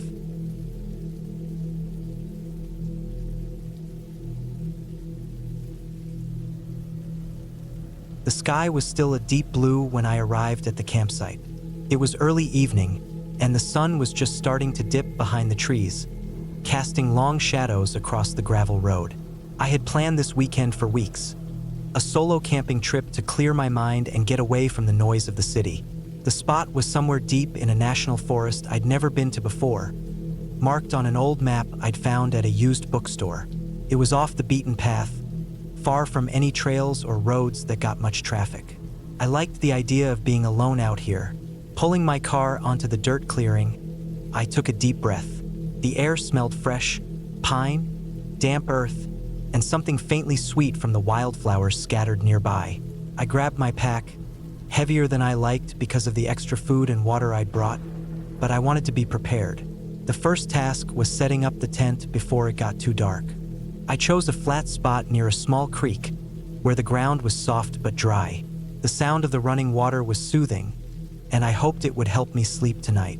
The tent went up without too much trouble, though the poles were stiff from being packed for months.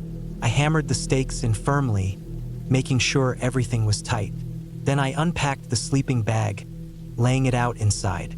The night would be colder than I expected, so I wore my thick jacket even as the last light faded. The forest around me was quiet except for the creek and the occasional rustle of leaves. Birds had mostly stopped chirping, replaced by the soft sounds of crickets. I started a small fire in the pit I'd cleared, stacking the dry twigs and branches carefully so it would catch quickly. The smell of burning would fill the air, mixing with the forest scents. I ate a simple dinner, canned beans warmed over the fire and some bread I'd brought.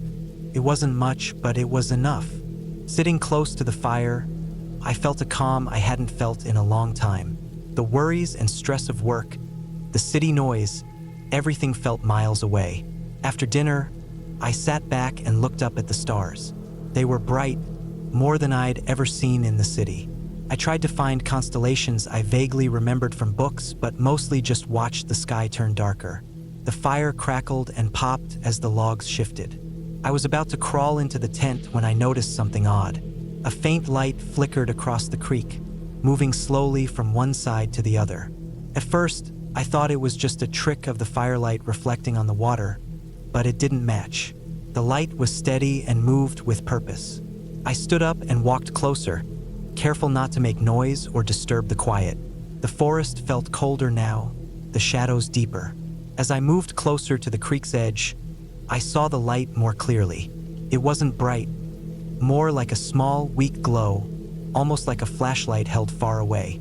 But no way was anyone out here at this hour. The nearest trail was miles away, and this area wasn't popular enough for night hikers. I watched for a few minutes. The light disappeared behind some trees, then reappeared a little further down the bank. It was definitely moving. My heart rate picked up. I felt the tension in my shoulders. Something was out there.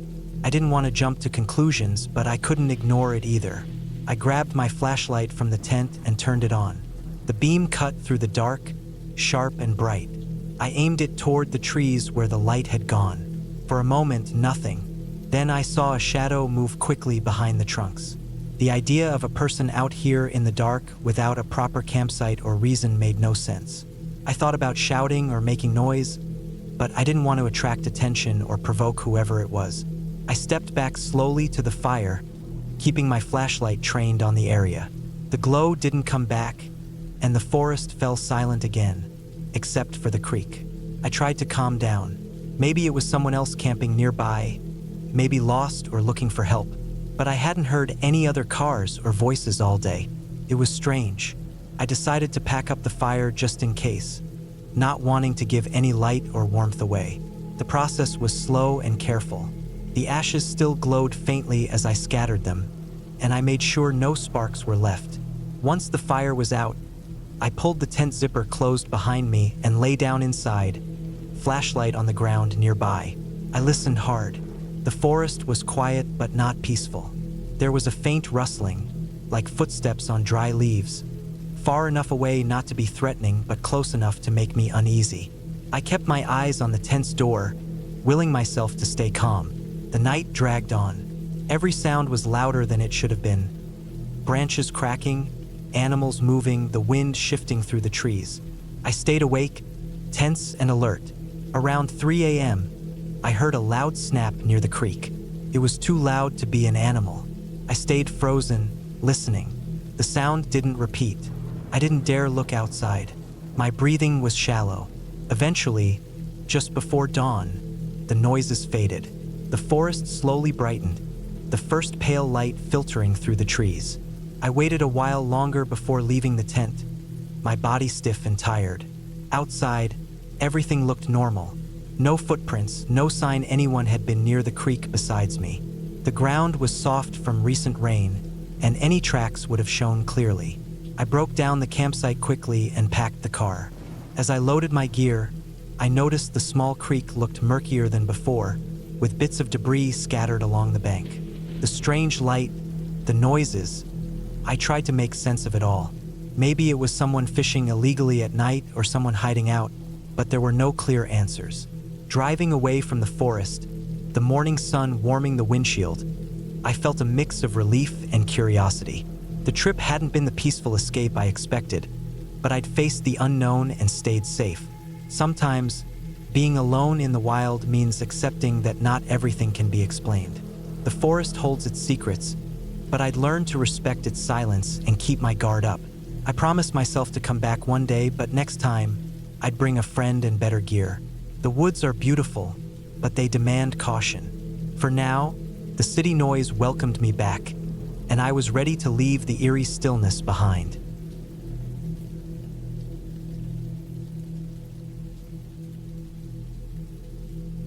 The sun was starting to set when I finally found the spot I wanted to camp. I had been driving all afternoon through the winding back roads of the Appalachian foothills, looking for somewhere quiet and away from the usual crowded parks and campgrounds. My plan was simple: spend 2 nights alone in the forest, hiking, reading, and just getting away from everything. The spot I chose was a small clearing beside a narrow stream, surrounded by tall pines and oaks. The air smelled fresh and sharp, with a hint of damp earth and pine needles. It was exactly the kind of place I wanted. I parked my car on a rough dirt path just off the main gravel road. The tires kicked up dry dust as I got out, and the quiet was immediate. No cars, no distant voices, just the sound of the water running and the occasional bird calling somewhere in the treetops. I took my pack from the back seat, slinging it over my shoulder. It felt heavy but comfortable, filled with the usual camping gear: a tent, sleeping bag, stove, food, water bottles, flashlight, and a few books. I didn't plan on doing anything fancy, just a quiet weekend. The clearing was just big enough to set up my small two-person tent. I found a flat spot and spread out the ground sheet, then began setting up the poles. The fabric was stiff but manageable, and before long the tent was standing, zipped tight against the cool evening air. I gathered some dry sticks and branches nearby to make a fire. The forest floor was covered in a thick layer of pine needles, but there were plenty of broken twigs and dead branches to use. Starting the fire took a little while. The wood was not as dry as I wanted, and the wind kept flickering the flames. But finally, the small fire caught and grew steady, the orange glow licking the darkness as the last light of day faded behind the trees. The crackling sound was comforting. I sat back on a fallen log, warmed by the fire's heat, and let my eyes adjust to the darkness. Above me, stars began to peek through the gaps in the branches, glittering faintly. As the night deepened, the forest sounds changed. The birds stopped singing and were replaced by the quieter, softer noises of night creatures, the rustle of small animals moving through underbrush, the distant hoot of an owl. I listened to it all with a calm mind. There was no rush, no one to check in with, no distractions. I took out a small tin of coffee, boiled some water on my camping stove, and poured myself a hot cup. The warmth spread through my hands, and the rich smell of coffee mixed with the wood smoke from the fire. I didn't want to stay up too late. After finishing the coffee, I crawled into my tent, zipped it up against the cool night air, and settled into my sleeping bag. I had a small flashlight in my hand and a book, but the silence and the smell of pine outside soon made me put the book down. The quiet was deep, almost too deep, like the forest was holding its breath. Just as I was drifting off, I heard it, a faint noise from somewhere outside the clearing. It was soft and irregular, like something brushing against dry leaves or cracking a twig.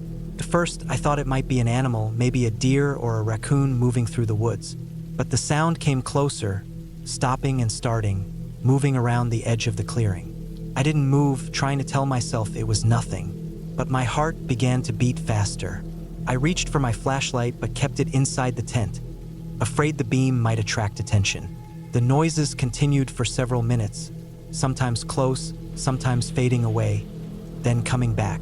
My mind raced through possibilities, maybe a hunter or someone else camping nearby, but I had seen no sign of any other people since I arrived.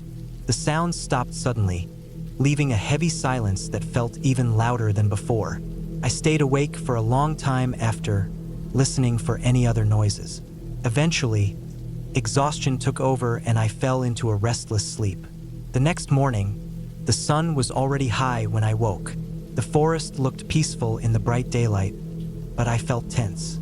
I packed up my camp slowly, scanning the woods for any signs of footprints or disturbed branches.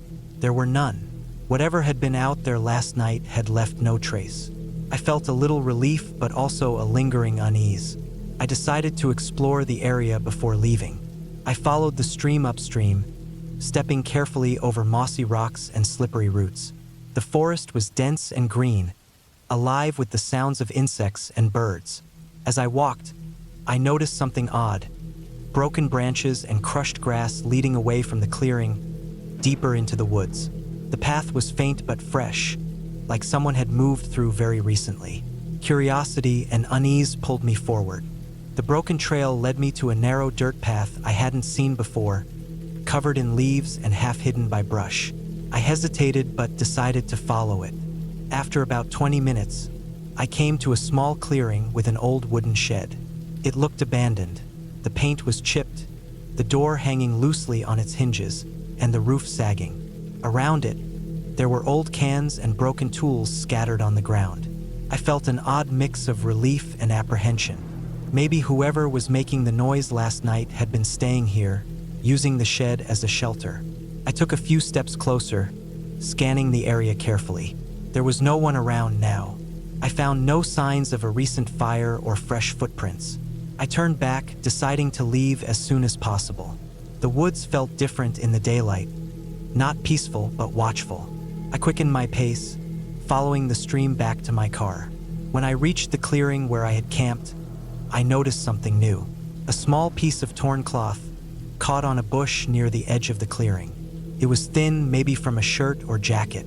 I picked it up carefully and put it in my bag. It was the only clue I had. Driving back down the mountain road, the sun warming the windshield, I thought about what had happened. The forest was no longer just a quiet escape. It had shown me that I wasn't alone, and that sometimes, even in the most remote places, other people are watching, waiting, or passing through. It wasn't a story of ghosts or monsters, but real, human presence. Mysterious, hidden, and maybe a little dangerous. I promised myself I would be more careful next time. The forest is beautiful and still, but it also holds secrets, and sometimes those secrets are people. People you don't see until they want you to. People who might not want you there. That trip changed the way I looked at the wilderness. I learned that being alone doesn't always mean being safe, and that sometimes the scariest things aren't legends or creatures, but the unknown footsteps just beyond your sight.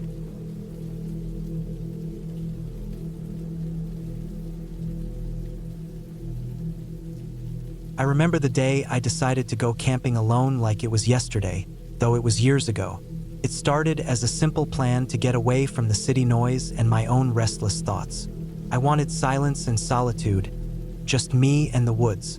I picked a random spot deep in a national forest I'd never been to before, somewhere off the beaten path. I drove hours from town, the roads turning narrower and rougher until my car was just a speck on the gravel track swallowed by tall trees. I carried only the basics, a small backpack with a tent, sleeping bag, some canned food, a bottle of water, and a flashlight. My phone barely had signal there. The forest was thick, filled with towering pines, maples, and oaks that swayed gently with the wind. Birds flitted between branches, their calls the only company. The air smelled fresh and damp, heavy with pine needles and earth. It was quiet in a way the city never allowed. No cars, no people, just the occasional rustle of leaves or distant bird song. I found a clearing about the size of a small yard, soft with moss and fallen leaves. It was perfect for setting up camp. I worked slowly, pulling the tent out and setting up the poles. The ground was uneven in places, but I managed to clear enough flat space. The sun was dipping low, casting long shadows between the trees. The golden light was warm on my skin, but I knew the temperature would drop fast once the sun disappeared behind the hills. After pitching the tent, I gathered some dry wood from nearby fallen branches to build a fire. I arranged the kindling carefully, then struck a match. The small flame caught, and soon I had a steady fire crackling. The orange glow flickered over the trees and warmed the cool air around me. I sat on a fallen log, eating some of the canned beans I had brought. The food was bland but filling. As I ate, I watched the shadows lengthen and the forest darken. Night fell quickly. Stars appeared above, scattered across the sky in strange patterns I wasn't familiar with. The fire was my only light source now. It cast flickering shadows on the trees, making them look like dark shapes with moving limbs. The sounds of the forest changed. Birds went silent, replaced by insects humming, leaves rustling in the breeze, and the distant hoot of an owl. I wasn't scared at first. I felt calm, even peaceful. Alone in the wild, it felt like the rest of the world had paused. I prepared to crawl into my sleeping bag when I heard it, the faint sound of footsteps. Soft, crunching noises on dry leaves and twigs coming from the edge of the clearing. At first, I thought maybe it was an animal, a deer or a raccoon, but the steps were too heavy and deliberate. They weren't light or random. They moved steadily around the clearing's edge, circling like someone was watching me. My heart rate sped up. I stayed perfectly still, listening. The fire's light barely reached beyond the trees, and the darkness seemed to grow thicker out there. The footsteps stopped suddenly, replaced by silence. For a long moment, nothing moved except the fire. Then the sound of breathing, heavy and uneven, drifted toward me from just beyond the shadows. I couldn't tell how far away it was, but it was close enough to make my skin prickle. I reached slowly for my flashlight but hesitated. Turning it on might show my position. The forest was too dark, and the sounds made everything feel bigger and more threatening than it was. My mind raced through what to do. I thought about packing up fast, but the fire would give me away, and I had no idea if whoever or whatever was there had a weapon or not. The rustling began again, this time accompanied by the faint snap of a branch breaking under weight. Something was moving toward me. I grabbed my backpack quietly and unzipped the tent. My hands trembled as I tried to move fast but carefully. I stuffed some food and the flashlight inside, then pulled the sleeping bag inside, ready to make a run. The footsteps started again, louder this time, coming in from the side of the clearing near where I had stored the extra wood. I could hear heavy breathing and muffled noises, like someone talking low or breathing hard. It was impossible to make out the words. My chest tightened. I wanted to call for help, but my phone had no signal. The fire flickered, the flames shrinking as the wind picked up. The darkness was growing, swallowing the clearing bit by bit. Then, from just outside the trees, a figure stepped into the dim light. A man, tall and wearing dark clothes, face hidden under a hood. I froze. My mind screamed at me to run, but my body wouldn't move. The man moved slowly, carefully, as if trying not to scare me off immediately. I could see his eyes glinting in the firelight, cold and unreadable. He didn't say anything but reached toward the fire with one hand, brushing his fingers close to the flames without touching them. Suddenly, I snapped out of it. I grabbed my backpack and dashed into the trees behind me, stumbling over roots and rocks in the dark. The man's footsteps chased me, but I kept running, branches slapping my face and arms. My breath came fast and ragged, panic fueling my legs. I didn't look back. I just ran deeper into the woods, desperate to get away. I ran for what felt like miles, guided only by the faint moonlight filtering through the branches. The footsteps behind me faded but never stopped completely. My heart pounded like a drum in my ears. After a long time, the woods began to thin, and I saw the outline of a dirt road. I burst out onto it and ran toward the sound of distant cars. After what felt like an eternity, I saw headlights cutting through the trees. I stuck out my arms, waving frantically as a pickup truck slowed down. The driver looked surprised but stopped. I climbed inside, breathless and shaking. I explained in broken words that someone had been following me in the woods. The driver nodded grimly, agreeing to take me to the nearest town. The police met us at a gas station nearby. They searched the area but found no trace of the man. They warned me not to go back alone, saying sometimes hunters or illegal campers wandered through the forest. But something about the man's calmness, the way he moved, felt off, too deliberate, too patient. I never went back to that forest, and I never went camping alone again. After that night, I kept imagining what might have happened if I hadn't run when I did. The woods were beautiful, but there was something lurking in the quiet, something human but dangerous. That experience taught me that the wilderness is not just about nature's beauty. It holds its own shadows, cast by people who don't belong or have bad intentions. Even now, years later, I still get a shiver remembering those footsteps in the dark, circling the fire like a silent predator waiting for me to let my guard down. But I also learned to respect the power of fear, how it keeps you alive, sharp, and ready to fight or run when the time comes. That night, I didn't just survive the forest. I survived the darker side of humanity hidden beneath its green canopy.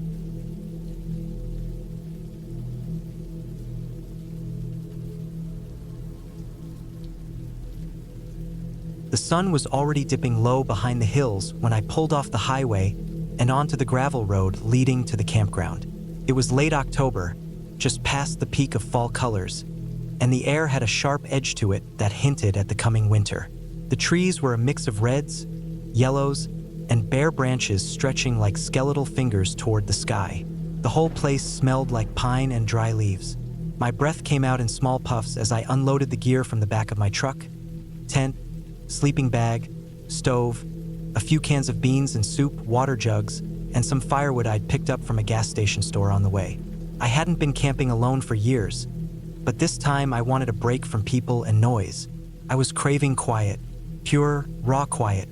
I had chosen this spot based on a map I found online. It was a small, somewhat hidden campground in the national forest about 2 hours from the city. Not many people seemed to know about it. That was fine with me. I wanted to be alone out here. The place was called Pine Ridge Campground. A few basic gravel spots scattered near a creek and some hiking trails. No cell signal, no electricity, just nature. The sun was just a thin strip on the horizon when I finished pitching my tent. I worked fast, practiced from years of experience, but the cold was already creeping in. The wind rustled the dry leaves on the ground, and I could hear the steady sound of the creek nearby. After stacking some firewood, I started a small fire, the smoke rising in lazy spirals into the cold air. I cooked some beans over the flame, the smell filling the campsite. The firelight flickered and danced, throwing shadows on the trees around me. The forest was quiet except for the creek, the occasional rustle of small animals in the underbrush, and the wind whispering through the pines. As darkness fully took over, I crawled into my sleeping bag, the fire still crackling softly a few feet away. The sky was clear, filled with more stars than I could count. The Milky Way stretched across it like a silver river. I stared up, feeling the calm of the wilderness settle over me. But then, something felt off. It was subtle at first. A snap of a twig just beyond the firelight. A faint rustle in the bushes. Nothing unusual for a forest, especially at night, but my senses were sharpened, and I could feel the hairs on the back of my neck standing up. I told myself it was just deer or maybe a raccoon. No big deal. But the sounds came again, this time closer. A soft crunch of leaves, slow and deliberate, like someone walking carefully but steadily toward me. I reached for my flashlight without leaving the warmth of the sleeping bag. The beam cut through the dark, lighting up the empty trees and shrubs around the campsite. Nothing moved. The wind shifted, carrying a faint smell that made me freeze. A mix of damp earth and something metallic, like old rust or dried blood. I tried to shake the feeling, blaming it on my imagination and the wild stories I'd heard about isolated campgrounds. I told myself I was being paranoid. I tried to sleep but couldn't. The sounds returned in fits. A snap here, a shuffle there, always just beyond the light of the fire. Every time I strained my eyes into the dark, nothing was there. But the noises felt deliberate, as if someone or something was pacing around the edge of my campsite. Hours passed, or maybe it was minutes. Time felt strange in the cold dark. The fire was dying down, sending small glowing embers into the night. I kept my flashlight ready and reached for my pocket knife. Suddenly, a shadow moved just past the firelight. It was quick and low, too quick for a deer or raccoon. My heart hammered in my chest as I scrambled out of the tent, shining the flashlight in the direction it vanished. The beam caught nothing but the empty forest. I knew I was not alone. I grabbed my backpack and stove and started breaking camp, moving fast but not making noise. My fingers were stiff and clumsy from the cold, but adrenaline pushed me. I wanted to get back to my truck, back to safety. The sounds in the dark kept coming closer, now mixed with faint, muffled noises, footsteps, breathing, something hard to place. I made it to the truck and slammed the door shut, locking it. The engine roared to life, and I kept my flashlight trained on the forest as I pulled out of the gravel road and back onto the highway. My hands shook as I drove away, the headlights cutting through the dark, leaving the campground behind. I didn't stop until I reached a small diner open late along the highway. Inside, the warmth and hum of other people felt like a different world. I ordered coffee and tried to calm down. The feeling of being watched didn't leave me until I was back home, safe inside my apartment. Weeks later, I heard a local story about Pine Ridge Campground. A few years ago, a man had disappeared there. The investigation never found much, no evidence, no body. just a few odd reports from other campers of strange noises and shadows moving at night. I never went back. I still don't know who or what was out there with me that night, but I'm certain it wasn't an animal. That experience stayed with me. Not because of ghosts or fairy tales, but because the real world can be just as strange and scary when you're alone in the dark and something is watching you. I learned that some places are best left alone, and some silences are filled with things you don't want to meet. But I also learned I could face that fear and get out alive, and that sometimes the best ending is simply making it home.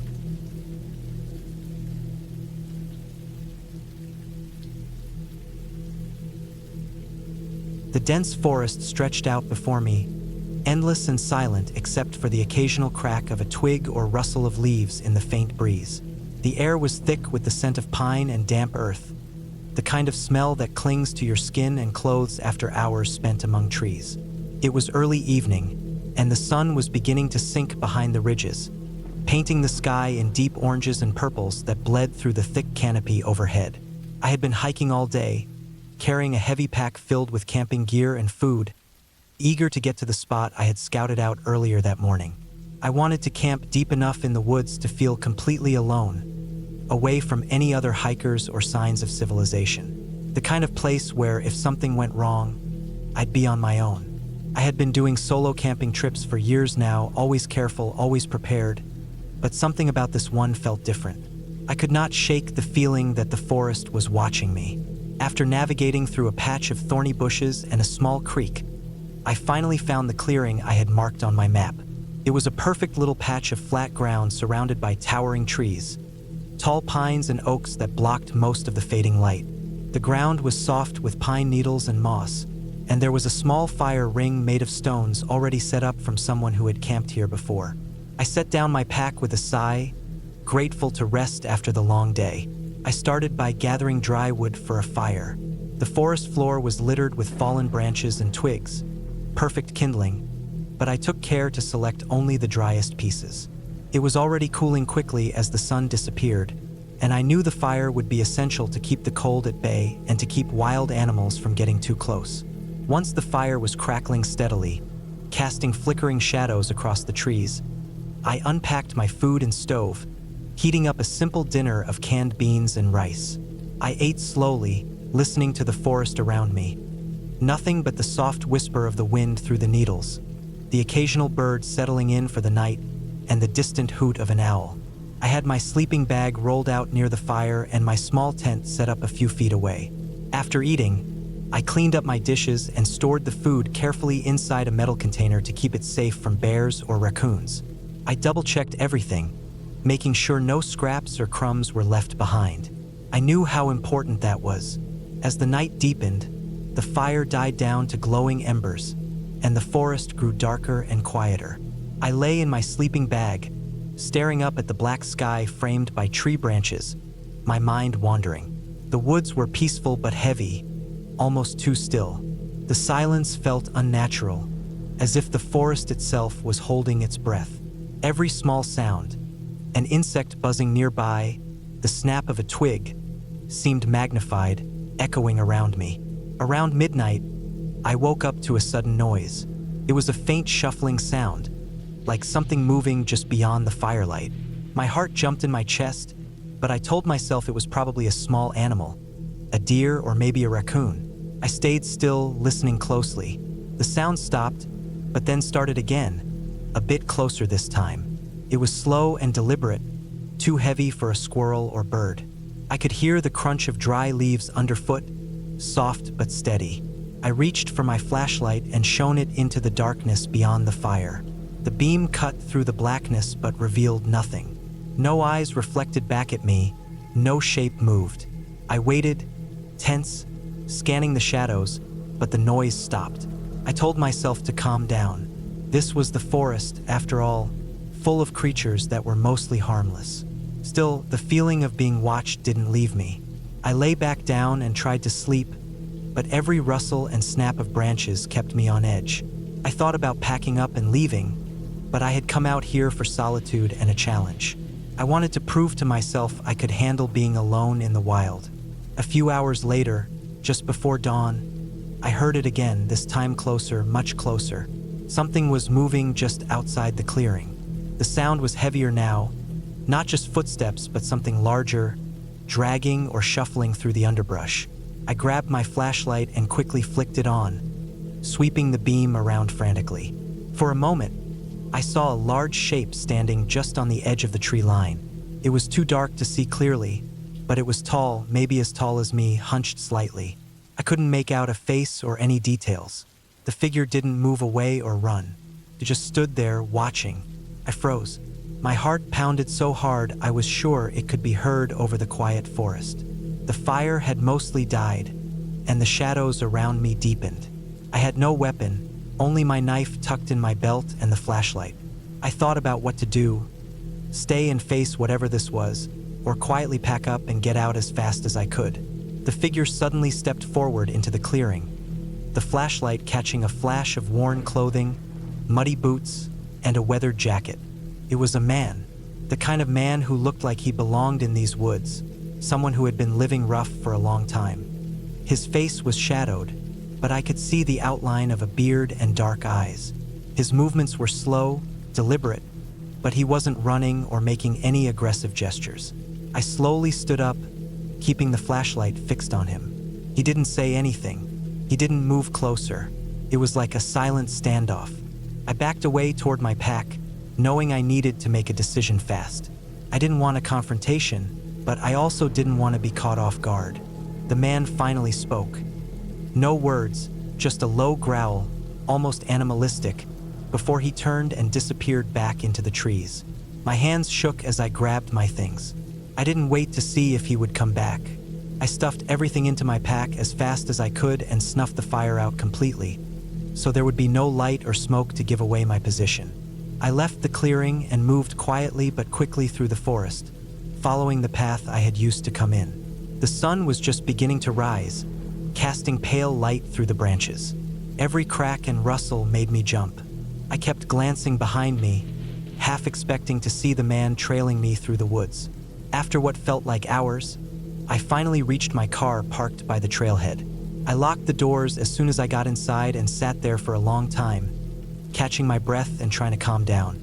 The quiet hum of the engine was a comfort after the oppressive silence of the forest. That experience stayed with me long after I left the woods. I couldn't explain who that man was or why he had been watching me. Maybe he was just another camper who preferred to keep to himself, or maybe he had been living off the grid for a long time. Whatever the truth, I realized how little I really knew about the places I thought I understood. Camping alone means you have to be ready for anything. The beauty and peace come with a price. That night taught me to respect the wild not just for its natural dangers, but for the people who live in its shadows too. From then on, I made sure to always tell someone where I was going, carried extra gear, and trusted my instincts more than ever. And while I still love the quiet of the forest, I never camped that deep again without company. The woods are a place of mystery, and sometimes the scariest things aren't creatures or ghosts. They're the unknown people who share the silence with you.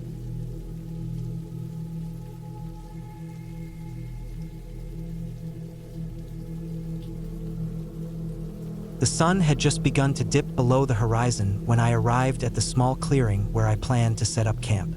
The late afternoon light painted the trees with long, warm shadows, the kind that stretched out lazily and softened the edges of everything. The air was cool but still held a faint warmth from the day's heat. I had been looking forward to this weekend for weeks. A chance to get away from the noise of the city, the endless buzz of screens, and the crowds. I wanted quiet, just me, the woods, and a few simple things to keep me company. I pulled my car off the narrow dirt road and onto the shoulder. The gravel crunched under the tires as I parked.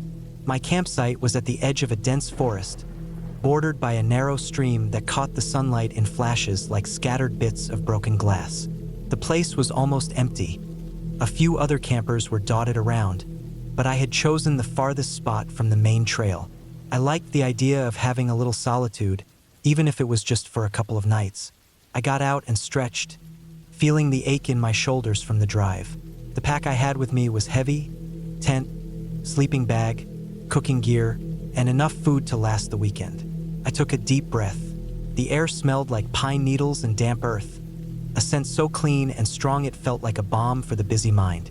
Setting up the tent took longer than I expected. The poles felt awkward in my hands, and the fabric was stiff, but I managed to get it standing before the sun fully disappeared.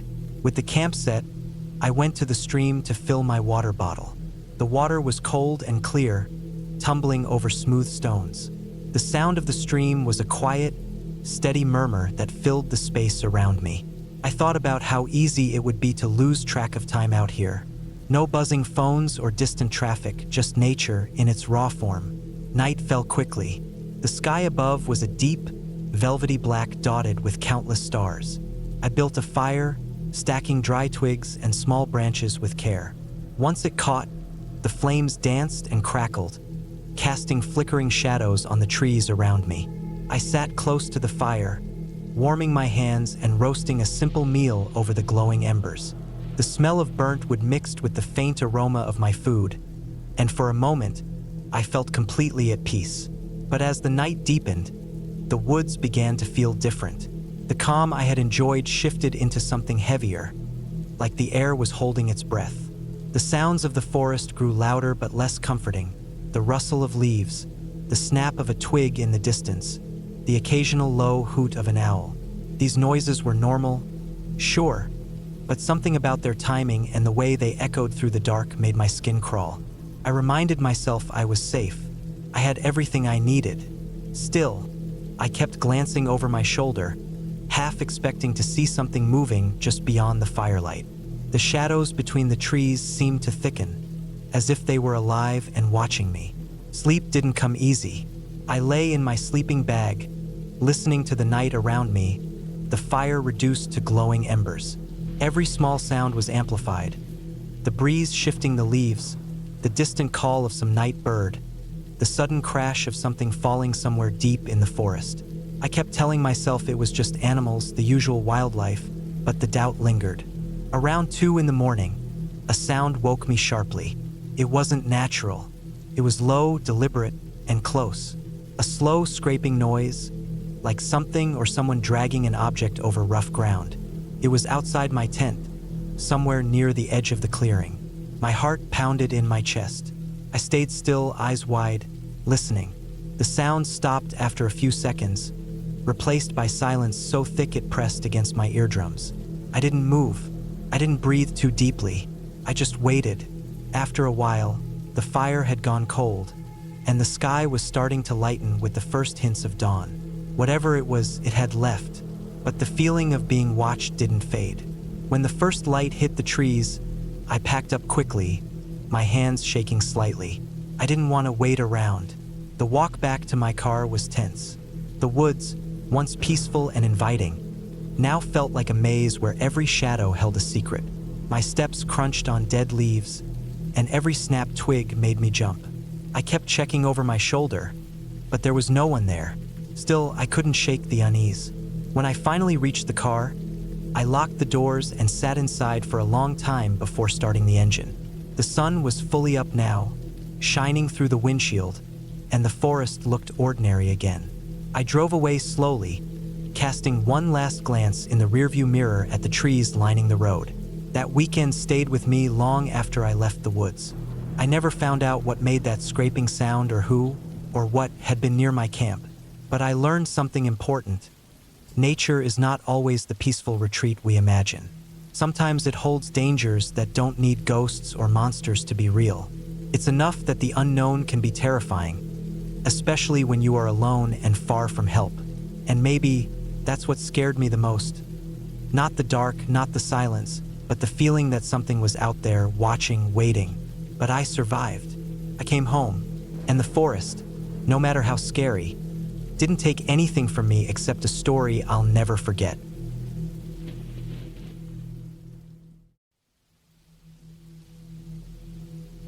The wooded park was only a few miles from our house, close enough that after dinner, my husband and I could easily slip out and walk its trails. We had been doing this for years, making it a quiet part of our daily routine. The park itself was a patch of untouched wilderness surrounded by pockets of suburban sprawl. It was exactly the kind of place that invited people to escape for a bit, even if it was only for an hour or two. We liked the way the dirt paths wound through the trees, sometimes narrow, sometimes broad enough for two people to walk side by side without brushing the leaves. The smells of pine and damp earth filled the air, especially after a fresh rain. At twilight, when the sun dipped low, the woods seemed to change, growing quiet and still in a way that felt peaceful. We never felt unsafe there. In fact, we felt lucky to have such a natural refuge so close to home. One of the things we enjoyed most about the park was the wildlife. It wasn't uncommon to spot a raccoon paddling through the shallow creek, or to hear the rustle of tall marsh grass as a herd of deer darted through the misty bog. Sometimes we'd catch sight of feral hogs charging away into the underbrush, their movements sudden and frantic. We learned to be cautious of copperhead snakes that often lay coiled in the middle of the trail, their coppery scales gleaming faintly in the fading light. It was always a surprise to see what life was stirring in the woods, and it kept every walk interesting. This all happened almost 5 years ago, on a warm summer evening. The kind of night where the sun sets late but the air cools just enough to make walking comfortable.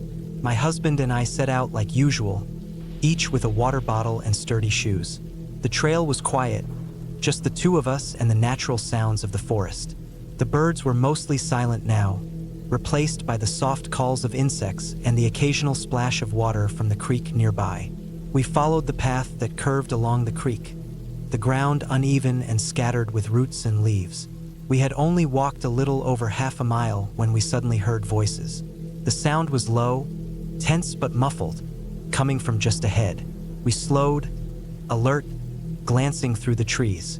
There was nothing at first, just the thick green of summer leaves. Then, from behind a large oak tree, we caught sight of two men. They were in a small clearing just off the trail, kneeling near a shallow hole they were digging. Their clothing was dirty and worn, the kind of rough clothes that looked like they belonged to people who worked outdoors. The tools they used, shovels, I think, were old but serviceable. They moved quickly, trying to cover something with dirt. My heart rate picked up immediately, but neither my husband nor I said a word. We had no idea what they were burying, but something about it made my skin crawl. The path we were on was one of the wider ones, a route many people took, not far from the trailhead that led directly to the busy road. We had the advantage of seeing them first, which meant they hadn't noticed us yet. We both instinctively started making noise, just enough to sound like hikers passing through. I stepped onto some dry leaves and let them crack underfoot. My husband shifted his weight, kicking a small pebble that rolled along the dirt. We didn't want to be confrontational, just cautious. I forced myself to speak, my voice casual and polite as we came closer. "Hello," I said, though I felt my voice was shakier than I wanted. One of the men kept his face turned away from us, focused on the hole. The other smiled as he looked up and said hi, but his eyes were wild, darting nervously between us and the woods behind. It was a smile that didn't reach his eyes, the kind that felt forced and strained. Neither my husband nor I replied. We just kept walking, our pace quickening as soon as we reached the intersection with another trail. Without looking back, we hurried to the parking lot, adrenaline pumping through my veins. I was sure the men had seen us by then. We left the park that night as fast as we could, locking the car doors behind us with shaking hands. Once we were safely home, I called the police. I told them everything. How we saw two men burying something in the woods, how their behavior seemed strange, and how uneasy it made us feel. The officer who came to take the report listened quietly, but didn't sound very concerned. He said the men were probably just dumping trash and that it was not unusual for people to dump rubbish in secluded areas. We never heard anything back from the police after that. No follow-up calls, no investigations, no news. It was as if the whole thing just vanished. But for my husband and me, it didn't vanish. It lingered in the back of our minds every time we thought about the park. Every time we passed by the trailhead on the way home from work, or when we noticed the sun setting and the woods growing quiet, we thought about what we had seen. Over the months that followed, we tried to make ourselves go back, if only to see if we could find any evidence or clues. But neither of us could get past the feeling of dread that gripped us the moment we approached the park. What if those men were involved in something far worse than dumping trash? What if the ground we had seen disturbed was hiding something truly awful? We didn't want to become the kind of people who let fear control them, but the truth was we never did return. The park that had once felt so safe and inviting became a place we avoided. The seasons changed.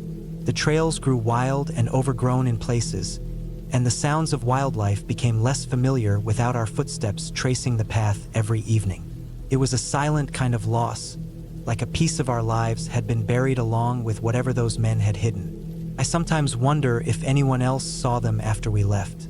Did anyone else call the police or report something strange? The police never said they found anything, but I never truly believed their explanation. Trash doesn't usually require a hurried burial deep in the woods, and it certainly doesn't make someone smile with eyes full of fear. In the end, the park stayed quiet. The wildlife kept to their rhythms. The creeks ran clear, and the forest thrived in its own way. But the secret beneath those trees never showed itself, and the men never came back. We moved on from the park, but that summer evening stayed with me. A reminder that sometimes, the things we stumble on in the quiet woods are best left alone. Not because they are supernatural or ghostly, but because they carry the weight of something real and dark, something human, and something we might never fully understand. And sometimes, that is the scariest thing of all.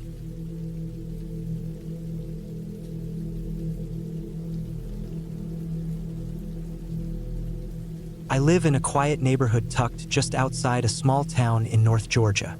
It's the kind of place where the houses aren't packed too close, and the streets wind gently through patches of trees and open yards. Around here, people mostly keep to themselves, but there's this one house a few doors down from mine that stands out. A modest, neat place with a wide porch and a big, white dog who never fails to catch my attention. His name is Zeus, a Great Pyrenees with thick, snowy fur that looks almost like a walking cloud when the sun hits it just right. Zeus is a big dog, massive even, but he has this calm and gentle way about him. I first noticed him a few months ago, one early fall evening when the leaves had started to turn gold and red. I was outside in my front yard gathering twigs and small branches for the fire pit we had built last summer. The air was crisp, carrying that smell of wood smoke and fallen leaves, and the sky was fading from light blue to a soft gray. That's when I saw the lady from the house down the street walking Zeus. She moved slowly, carefully, as if she knew the dog had a strong presence but was easygoing enough with her. I called out a simple hello as they passed by, hoping to be friendly but not pushy. The lady stopped, and for a few minutes, she talked with me. I learned that Zeus was her dog, and that it was fine if I wanted to pet him. I hesitated at first. I'd read that Great Pyrenees are protective dogs, known for guarding their families fiercely. They don't always like strangers, especially if the strangers come too close too fast. But Zeus didn't seem to mind me at all. I set down the small bundle of branches I was holding and moved slowly towards him. His big white head lowered, and his warm eyes met mine. There was something calm and almost jovial about him, like a giant puppy who was just happy to meet a new person. I reached out and ran my hand through his thick fur. It was softer than I expected, almost silky in places, and I could feel the steady beat of his heart beneath the thick coat. He stood still, relaxed, like he was used to these little moments of calm from the world outside his home. The lady told me her son usually walked Zeus too, a young man who didn't say much and kept to himself mostly. She explained quietly that he was on the spectrum and didn't find it easy to connect with people, but with Zeus, he had a bond that was clear and strong. Zeus was more than just a dog to them. He was part of their family, a protector and a companion who understood things that others might miss. After a few minutes, we said goodbye. She walked on with Zeus at her side, and I went back to my fire pit work. The evening grew darker, the sounds of the neighborhood settling into a quiet rhythm. The distant bark of a dog, the rustle of leaves in the gentle wind, the faint hum of cars passing by far off on the main road. I felt glad to have made that small connection. There was something comforting about knowing that Zeus was out there, a guardian in white fur. A few days later, I saw the lady's son out with Zeus. It was mid-afternoon, and the sun was warm but low in the sky, casting long shadows over the sidewalks. I figured it would be okay to say hello again, so I walked over, ready to greet them both. As I got closer, I noticed a shift in Zeus's behavior. His ears perked up, and a low growl rumbled in his throat. I stopped immediately, hands raised just slightly in a gesture of peace. Zeus's eyes were sharp and watchful, fixed firmly on me. The growl wasn't angry exactly, but it was a clear warning. I took a step back, careful not to make any sudden moves. The young man didn't say a word. He just kept walking, his eyes on the ground, with Zeus moving protectively close by his side. It was clear to me then that Zeus had his own rules, his own way of knowing when someone was safe and when they weren't. Even though we'd had that friendly encounter before, it didn't mean I was allowed to approach his boy whenever I wanted. That moment reminded me how smart and thoughtful these dogs are. Not just pets, but serious protectors who read the world carefully. I waved from a distance and went back to my yard. Later that day, the lady stopped by and I told her what had happened. She apologized quietly, but I told her it was fine. Zeus was right to set boundaries. From then on, I only pet Zeus when the lady was the one walking him. It felt like respecting a silent agreement, and those times when I did get to stroke his thick fur, it was always a peaceful moment. Zeus is a magnificent creature, and I've come to think of him as a kind of neighborhood guardian. Weeks passed, and autumn deepened. The trees burst into fiery colors and the air grew colder. My own hikes around the nearby hills became more frequent. I loved getting out in the woods, the smell of pine and damp earth filling my senses. Sometimes, I'd see Zeus from a distance, walking alongside his family, the white of his fur bright against the brown and orange leaves. There was a sense of calm in those moments, a quiet understanding that this place, our neighborhood, the hills beyond, was shared by all of us. The people, the animals, the trees, and the dogs like Zeus who watched over their little worlds. One afternoon, just as the sun was dipping low, I decided to take a longer hike along a trail behind my street that led into a small forest preserve. It was the kind of place where the ground was soft with leaves and pine needles, and the light filtered through branches in golden shafts. The path curved gently uphill, lined with tall oaks and maples. I carried a small backpack with water, a jacket, and a little notebook to jot down thoughts or sketches. As I walked, the sounds of the neighborhood faded behind me, replaced by the rustling of leaves and the occasional call of a bird settling in for the night. The forest smelled rich and alive, with a faint hint of smoke from distant chimneys. I took deep breaths, feeling the cool air fill my lungs and clear my mind. Hikes like these were my way to disconnect, to find peace after busy days spent at work or around the house. Halfway up the trail, I stopped to rest on a fallen log. The wood was rough but dry, and as I sat down, I glanced back towards the neighborhood through a break in the trees. I could just make out the rooftops and the fading lights of the street lamps. It was quiet except for the occasional distant sound of a dog barking, probably Zeus or another neighbor's pet. I smiled at the thought. Zeus was probably on his evening walk now, his great white form moving steadily down the sidewalk, careful and calm. I stood and continued up the trail. The sun slipped below the horizon and the forest grew dimmer. Shadows lengthened and mingled with the darkening shapes of trees. My footsteps crunched softly on dry leaves, and the chill in the air made me pull my jacket tighter. I felt alert but calm, at home in the woods. Suddenly, a noise caught my attention. It was a low, steady growl, coming from just ahead on the path. I froze, my heart skipping a beat. First, I thought it was a coyote or maybe a stray dog, but then the growl shifted. It sounded deeper, more deliberate. I peered into the shadows and caught sight of a large white shape just beyond the bend in the trail. It was Zeus. He stood tall and still, his white fur almost glowing faintly in the fading light. His eyes were fixed on me, watchful and serious. I didn't move, not wanting to upset the balance. Zeus lowered his head slightly, his growl fading to a low rumble of warning. I raised a hand slowly and stepped back.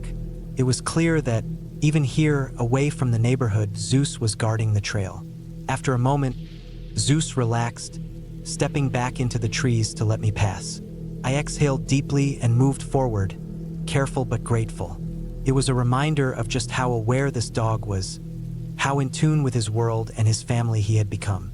The rest of the hike went smoothly, I reached the top of the ridge just as the last light faded, and I looked out over the quiet hills, the patchwork of fields and trees stretching into the dark.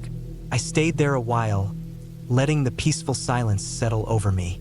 The sky was turning a deep navy, with stars beginning to twinkle faintly. When I finally turned to head back down, I thought about Zeus again, that big white guardian who belonged to this neighborhood and kept watch not just over his family but over the quiet spaces around them. There's something powerful about a creature like that, a silent strength that doesn't need words.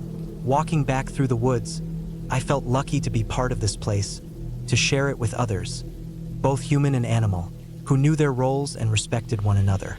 Zeus had taught me a lesson about respect, boundaries, and trust. It wasn't about fear, but about understanding and recognizing when to step forward and when to hold back. By the time I reached my own yard, the night was fully settled in. The fire pit sat ready for another evening's flames, the scent of wood and smoke waiting to be rekindled. I felt calm and connected, the quiet neighborhood wrapping around me like a soft blanket. That night, as I sat beside the fire, watching the flames flicker and dance, I thought about how life here was peaceful but never dull. There were lessons in the quiet moments, in the way a dog like Zeus carried himself, in the way people lived their lives quietly alongside one another, in the way the world could be both wild and safe at the same time. And in that moment, I knew that the neighborhood, the woods, and that big white dog were all part of something steady and strong.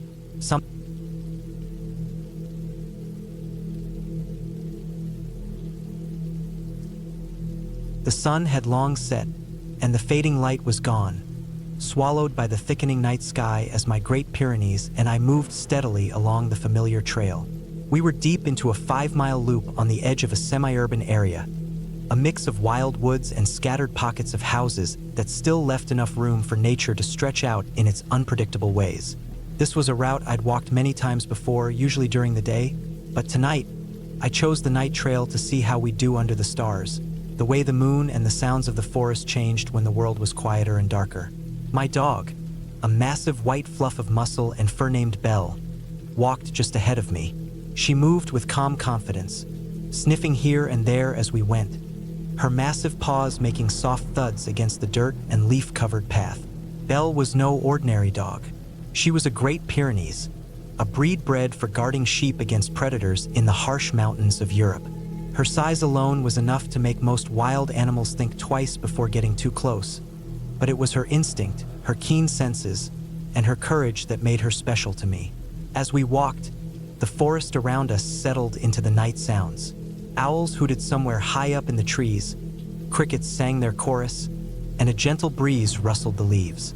I felt calm, a little tired from the long day, but glad to be out here with Belle. Then, without warning, something changed. Belle's behavior shifted abruptly. At first, it was subtle. Her nose started twitching more than usual, and her ears pricked up like she'd caught a scent far stronger than the normal trail smells. Usually, when we walked at night, she was curious but relaxed, taking in everything as part of the environment. But this night, she grew tense. We had just rounded a bend when a small group of deer suddenly burst out in front of us. They bolted across the trail maybe 50 meters ahead, their eyes reflecting the dim light, muscles rippling as they moved fast and silent through the trees. Normally, this would set Belle off. She would perk up, the hunter and protector in her awakening instantly. She might give chase for a short burst or at least react with excited energy, her instincts kicking in. But she didn't. Instead, Belle froze in place, her body stiff, nose working furiously as if trying to pin down something invisible. I noticed her lowering her stance, her huge frame sinking closer to the ground as she pressed forward slowly. The usual excitement was gone. In its place was a strange, erratic intensity one hadn't seen before. She began to make noises I'd never heard from her. Deep, guttural growls mixed with odd howls that were low and chilling. It was like a voice from some wild, primal place inside her. The sound was unsettling, not loud but enough to send a shiver down my spine. It wasn't the playful bark or warning growl I was used to. This was something deeper, more raw, like a sound you hear when a wild animal is sizing up a serious threat. I slowed down, matching her pace, watching every move she made. My heart started beating faster, adrenaline picking up as I scanned the shadows around us. For about 30 meters, small animals kept darting out in front of us. Rabbits, squirrels, and even a few birds taking off from the underbrush. Normally, those little creatures would catch Belle's attention and maybe spark a chase, but she ignored all of them. Her focus locked on something I couldn't see yet. Then, without any warning, she lowered herself into a pre-pounce position. Her huge body crouched and ready to explode into motion. The sounds she made became louder, harsher, almost like something out of a nightmare. My skin crawled as I looked up. There, not more than 10 meters away, stood 3 coyotes. They were a little taller than a medium dog, lean and wiry with sharp eyes that glinted in the moonlight. They stared directly at Belle and me, their bodies tense but unmoving, like they were waiting to see what would happen next. I reached for the small .25 automatic pistol I always carried on night hikes in case of trouble. It was more a tool for reassurance than a real weapon, but having it gave me some peace of mind. Belle's low, eerie noises continued, her gaze fixed on the coyotes without blinking. The coyotes began to shift, inching forward slowly, but as Belle moved toward them, making herself look bigger, the 3 animals suddenly scattered. It was like her presence alone was enough to break their confidence and send them running back into the darkness. Even as they disappeared, I found it difficult to bring Belle under control. Her wild noises didn't stop immediately. She remained tense, alert, her eyes darting around to make sure no other threats were nearby. After a few minutes of coaxing, she finally calmed enough for me to leash her again, though she still kept her ears pinned back and her body low. Walking back along the trail, I reflected on what had just happened. I'd always known that Great Pyrenees were bred to be fearless protectors. They were meant to face wolves, bears, and other predators without hesitation. But seeing that side of Belle emerge so clearly for the first time shook me. It wasn't just about size or strength. It was a primal, ruthless determination to defend what she cared about: me, our space, our safety. She was not just a gentle giant or a fluffy lapdog. Beneath all that softness was an animal born to stand guard, no matter what the danger. That night changed something in me. I understood more deeply the bond between us, the trust she placed in me and the fierce loyalty she carried for herself and those she loved. It was a reminder that nature didn't sleep just because the sun went down, and the wild was always waiting in the shadows, watching and testing the boundaries. Belle was incredible, a mix of power, intelligence, and love. She could track a scent better than any hunting dog I'd known. Her eyesight at night was astonishing, picking up movement in the darkness with ease. She herded animals, protected livestock, and at home, she was the sweetest, most affectionate creature I'd ever met, always wanting to cuddle, to be near, to give and receive warmth. That evening, as we finished the last mile back to the car, the adrenaline slowly faded, replaced by a deep respect and gratitude. Belle had reminded me of something fundamental: how much raw, fearless spirit lay hidden beneath the surface of the everyday, how much courage it took to stand firm against threats, visible or not. We got back safely, the night calm once more, and I knew that from now on, I would never doubt her instincts again. That night, my Great Pyrenees and I had faced the wild side of the world together, and we had come through stronger, connected, and ready for whatever else might come our way. The forest was alive with quiet life around us, but in that moment, it was clear. Belle was not just my dog. She was a guardian, a fierce protector, and my steadfast companion on every path, day or night.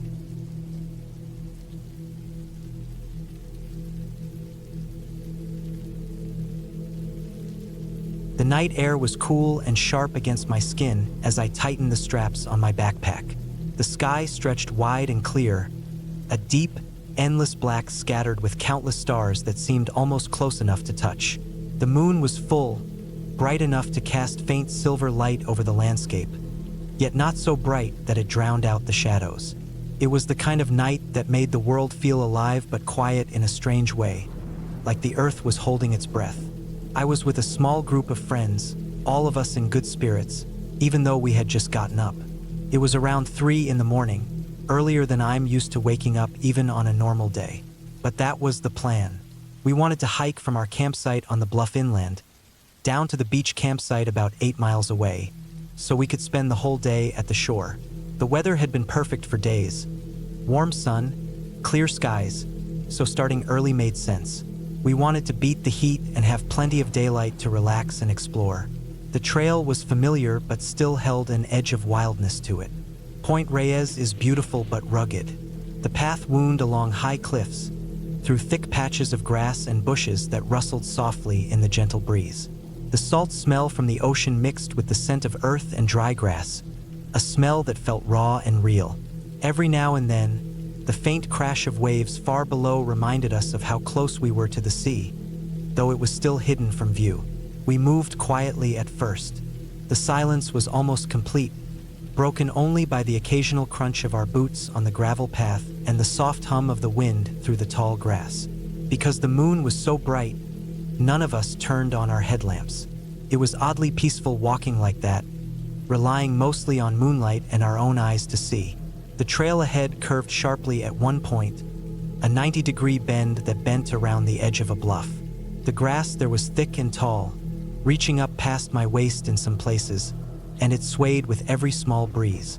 I was just a few feet behind my friend when he suddenly stopped and dropped something. I couldn't tell what it was at first, just a faint metallic clink as it hit the dirt.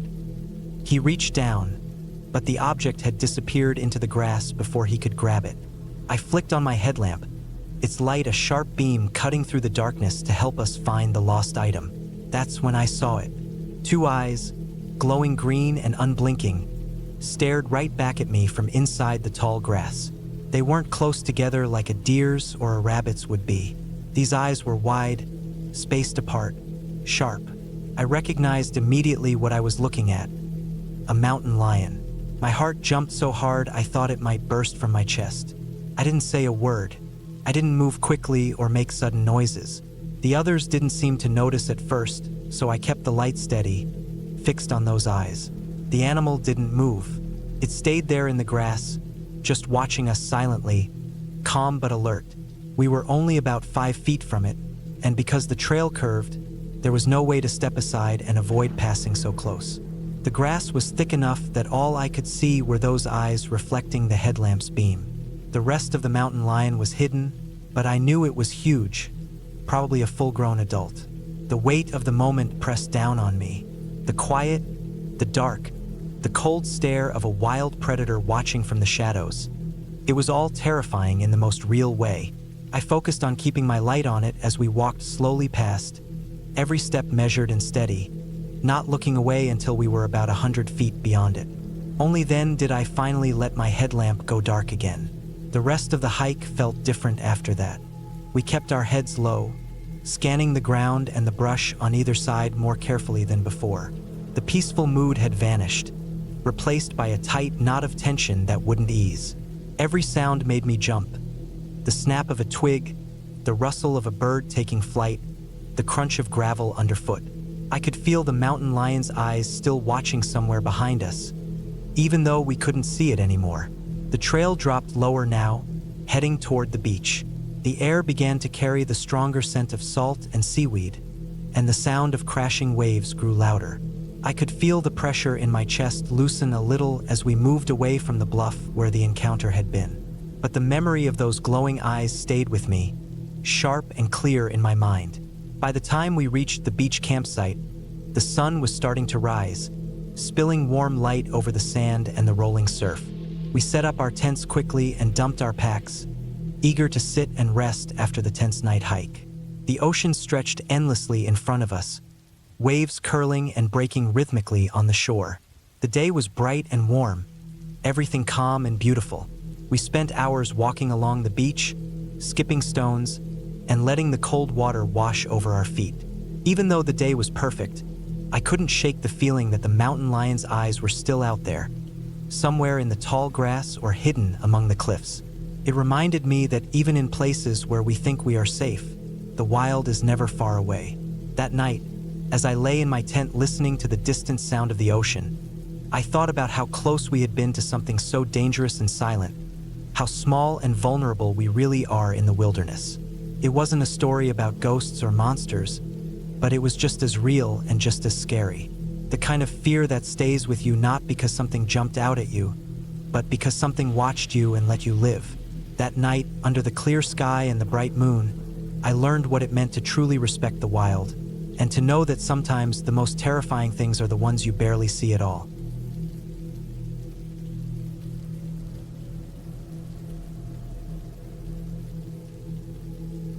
The cold air bit through my jacket as I stepped onto the trail north of Yellowstone in Paradise Valley. It was early spring, the kind of spring that still holds winter's grip tight, especially in the mountains. The sky was clear when I left the car, but there was a faint chill in the breeze that made me pull my hood tighter around my face. The plan was simple, just me and my dog on a 6-mile out-and-back hike up a canyon to a waterfall. Nothing complicated, nothing dangerous, or so I thought. The trail started narrow and rocky, winding through patches of melting snow and clusters of stubborn wildflowers struggling to bloom. The river beside the path gurgled quietly, water still cold from the thaw. The air smelled of wet earth and pine, sharp and fresh. My dog, a medium-sized mixed breed with thick fur and sharp eyes, walked close by my side, her tail wagging softly as she sniffed every rock and tree trunk. She seemed happy enough, eager to explore like she always was on these trips. I kept a steady pace, feeling the crunch of my boots on the gravel beneath me. The canyon walls rose steeply on both sides, flecked with patches of snow melting into icy rivulets. I passed small clusters of trees and bushes, some still coated in frost, others already hinting at new green leaves. The silence was comforting, only the sound of wind through branches, the river, and the occasional call of a distant bird.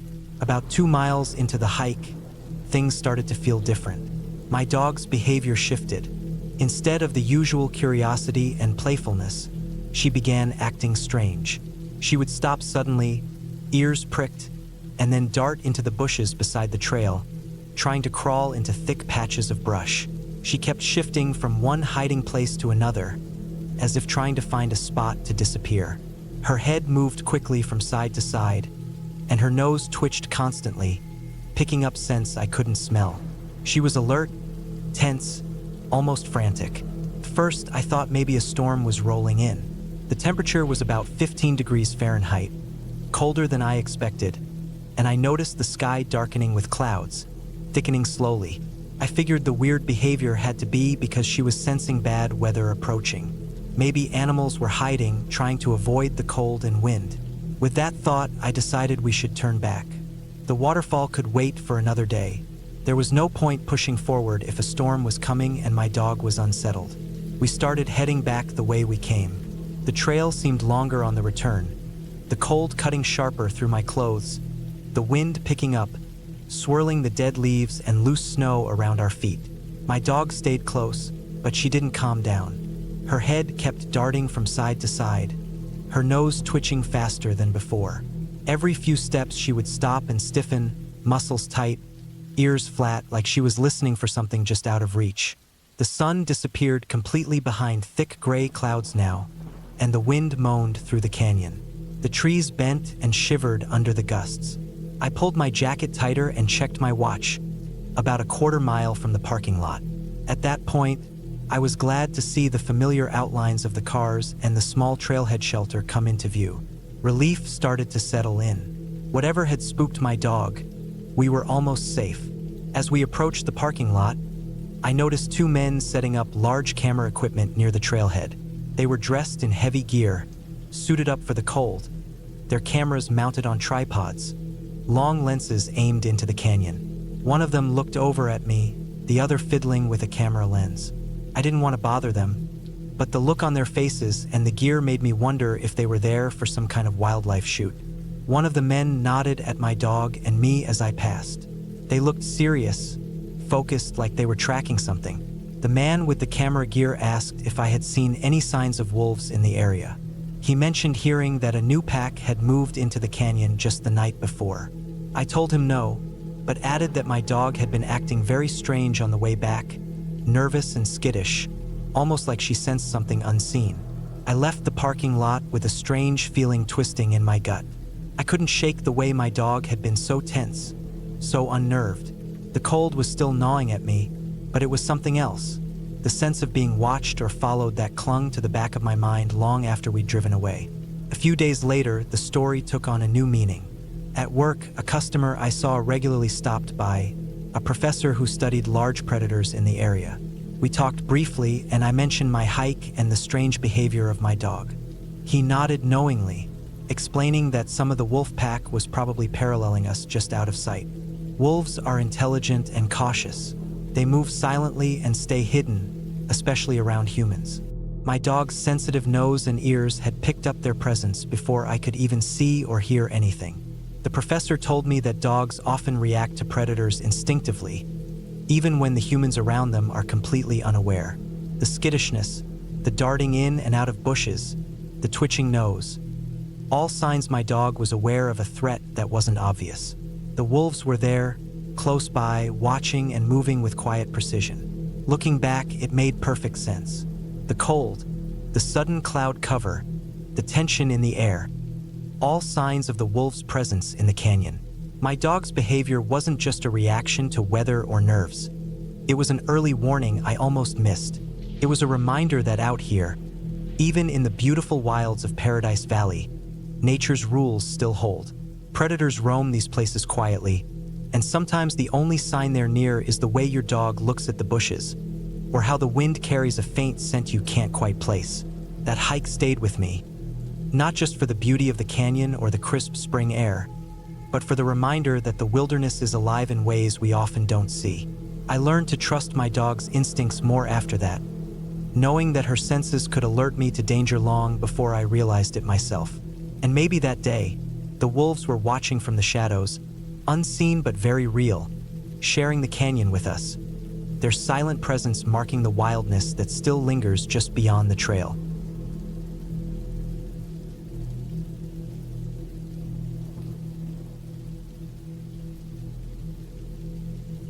Last June, I went on an overnight backpacking trip in the Catskills with a friend and her dog. We had planned this trip for weeks, mapping out a route that would give us a quiet night away from the city, just the woods and the stars. We were both experienced hikers, so we packed light but smart. One thing we were both careful about was how we stored our food and toiletries. We knew the importance of bear safety, so we each had a bear canister. These were sturdy, hard plastic containers designed to keep food smells locked inside and safe from any animals. Before settling down for the night, we found a spot a good distance from our tents to stash these canisters. We didn't want any chance of bears or other critters wandering up to our sleeping area. The spot we picked was surrounded by thick bushes and some low trees, about 50 yards from where we pitched our tents. The idea was that if something came for the canisters, it wouldn't come near us. The place was quiet and seemed perfect for that. The wind was light, and the forest around us was dark, almost like the trees were holding their breath. We settled into our tents around 9 p.m. I zipped myself in and laid still, listening. The woods were unusually quiet. No rustling of leaves, no chirping of crickets, just a stillness that felt almost unnatural. A few hours into the night, maybe around 2 or 3 a.m., I woke up suddenly. My heart was pounding, and I was wide awake. I heard something moving outside. It wasn't a loud sound, but a faint, deliberate noise like someone or something walking carefully through the trees. The footsteps weren't heavy, but they were distinct, mixed with a rattling sound. It wasn't the usual sound of the wind or animals rustling through leaves. The rattling was metallic and sharp, almost like someone shaking a canister or a container. I lay frozen, staring at the dark tent walls, straining to hear more. My mind raced. Was it a bear? Person? Something else? I didn't dare unzip the tent or move. The dog was quiet, which surprised me because she usually barks at any sound. The noise moved slowly away, deeper into the woods. I stayed awake the rest of the night, unable to sleep, the sounds replaying in my head. Every little noise made me jump. When dawn finally broke, the sun slowly filtering through the tree canopy, I got out of the tent and headed toward the spot where we had left our bear canisters. My stomach dropped when I saw that my canister was gone. There was no sign of it anywhere. My friend's canister was still there, but it was tipped on its side, as if it had been knocked over. The contents were safe, though no signs of a break-in or anything spilled. I looked around carefully, scanning the ground, the bushes, the small slope behind the canister's spot, trying to see if it had rolled or been dragged somewhere else. But nothing. The forest floor was untouched. No crushed plants, no disturbed dirt or leaves. It was as if the canister had vanished into thin air. That didn't make sense. If a bear had taken it, there would be some sign of force. Paw prints, broken branches, trampled grass. But everything looked the same as when we left it. My friend finally woke up and told me her dog had growled during the night. She had heard the same strange noises I did. We started talking quietly about what could have happened. We both agreed it was strange that no one else in the area seemed to hear anything. We decided to walk over to the other nearby campsites and ask around. Surprisingly, no one else had heard anything unusual that night. It was just us. No strange footsteps, no rattling sounds. That made it even creepier. If someone else had been walking near us, wouldn't they have noticed? Or if an animal was moving around, wouldn't the dog have barked? But it wasn't just the missing canister that made the trip feel off. Earlier that day on the trail, we had passed a man who looked worried and was asking people if they had seen his wife. She had gone trail running and hadn't returned. That gave the woods a tense feeling, like something was wrong but no one could say what. We didn't meet the man again, but the worry in his eyes stayed with me. Later on the trail, we came across another man hiking alone. First, it seemed normal, but then he passed us again unexpectedly, and after that, we noticed he was somehow behind us on the trail twice. It was strange and unsettling. We didn't say anything to him. His presence felt off, like he was watching us or following us. All these small things, the missing bear canister, the strange noises, the lost runner, the man who kept appearing, added up to make this the creepiest backpacking trip I had ever been on. For days after, I thought about what could have happened to my canister. Maybe a person took it, but why? It was heavy, hard to carry. And why not take my friend's canister too? It seemed random. Could an animal take it without leaving signs? The canister was plastic, sturdy, and not easy for any animal to carry away quietly. Looking back, I realized the most likely explanation was that someone else in the area had taken it, maybe a hiker or camper passing through. It didn't feel like a bear or animal because of the lack of tracks and the quietness of the noise. Maybe whoever took it was trying to avoid us or was careless enough to make only a little noise, but careful enough not to damage the surrounding plants. That thought alone made me uneasy. Being out there in the dark woods, not knowing if someone was nearby, watching or sneaking around, it changed how I felt about camping forever.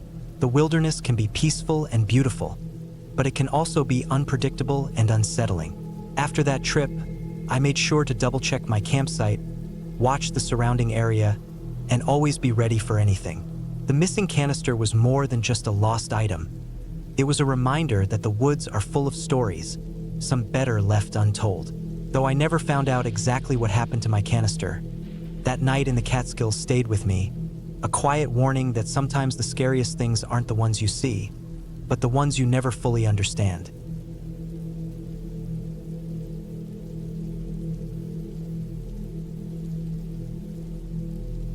The sun was just starting to dip behind the dense trees when I began my hike, stepping onto the narrow dirt trail that wound through the thick forest.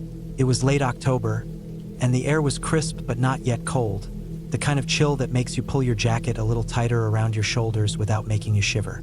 Leaves, red and orange and yellow, crunched underfoot as I walked, releasing that dry, sharp scent of autumn that always makes me feel like I'm stepping deeper into nature itself. The trail wasn't popular, which I liked. It meant fewer people, fewer distractions, and a better chance to focus on the sounds of the forest. The rustle of small animals in the underbrush, the distant tapping of a woodpecker, the faint wind pushing through the branches. I had been planning this hike for weeks. Not a long one, just a weekend trip to clear my head. The last few months had been heavy, work piling up, little personal troubles simmering beneath the surface. And I needed time alone, away from the noise of the city, away from screens and constant talking. I wanted to walk until my legs ached and my lungs burned, just to remind myself that I was alive, that I was still connected to something real and raw. The first few miles were easy. The path climbed steadily but not steeply, winding around large boulders and over roots that stretched like giant veins across the earth. The forest was thick, mostly hardwoods, with occasional pine trees that added a sharp, clean smell to the air. I kept a steady pace, feeling the burn in my calves and the steady rhythm of my breath. I was alone, except for a few birds and the occasional squirrel darting up a tree. No one else was on the trail, no voices or distant sounds of other hikers. Just me and the woods. I stopped after about 3 miles to drink some water and eat a small snack. I sat on a fallen log, my legs stretched out in front of me, and looked around. The sun was lower now, casting long shadows that made the trees look taller and darker. I could hear the soft babble of a stream nearby and the faint rustling of leaves as the wind picked up. I wasn't far from the campsite I had planned to stay at, just another mile or so. I packed up and started walking again, eager to get there before it got too dark. The campsite was a small clearing near the stream. A few rocks arranged around a fire pit showed signs of past visitors, but there was no trash or anything that suggested a crowd had been here recently. I dropped my pack and set up my tent quickly, glad for the familiarity of the routine after hours on the trail. I stacked some wood near the fire pit, pulled out my stove, and started boiling water for dinner. The forest around me was quiet except for the water and the occasional crack of a twig under a small animal's foot. As I ate, the sky darkened. Stars began to prick the black canvas above, and I felt a quiet sense of peace settle over me. I thought about the week behind me, the stress and the exhaustion, and I told myself this weekend was about resetting, about finding some balance again. I sat by the fire for a while after eating, watching the flames flicker and listening to the forest night come alive around me. The wind had picked up, and the branches creaked softly above. After a while, I crawled into my tent, zipped the door closed, and lay on my sleeping pad.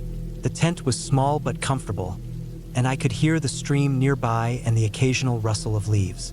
The night sounds were soothing, and I drifted off with a calm mind. But I didn't sleep well. Around midnight, a noise woke me. At first, it was faint, like a twig snapping far away, but then it grew louder and closer. Something stepping on dry leaves, careful but deliberate.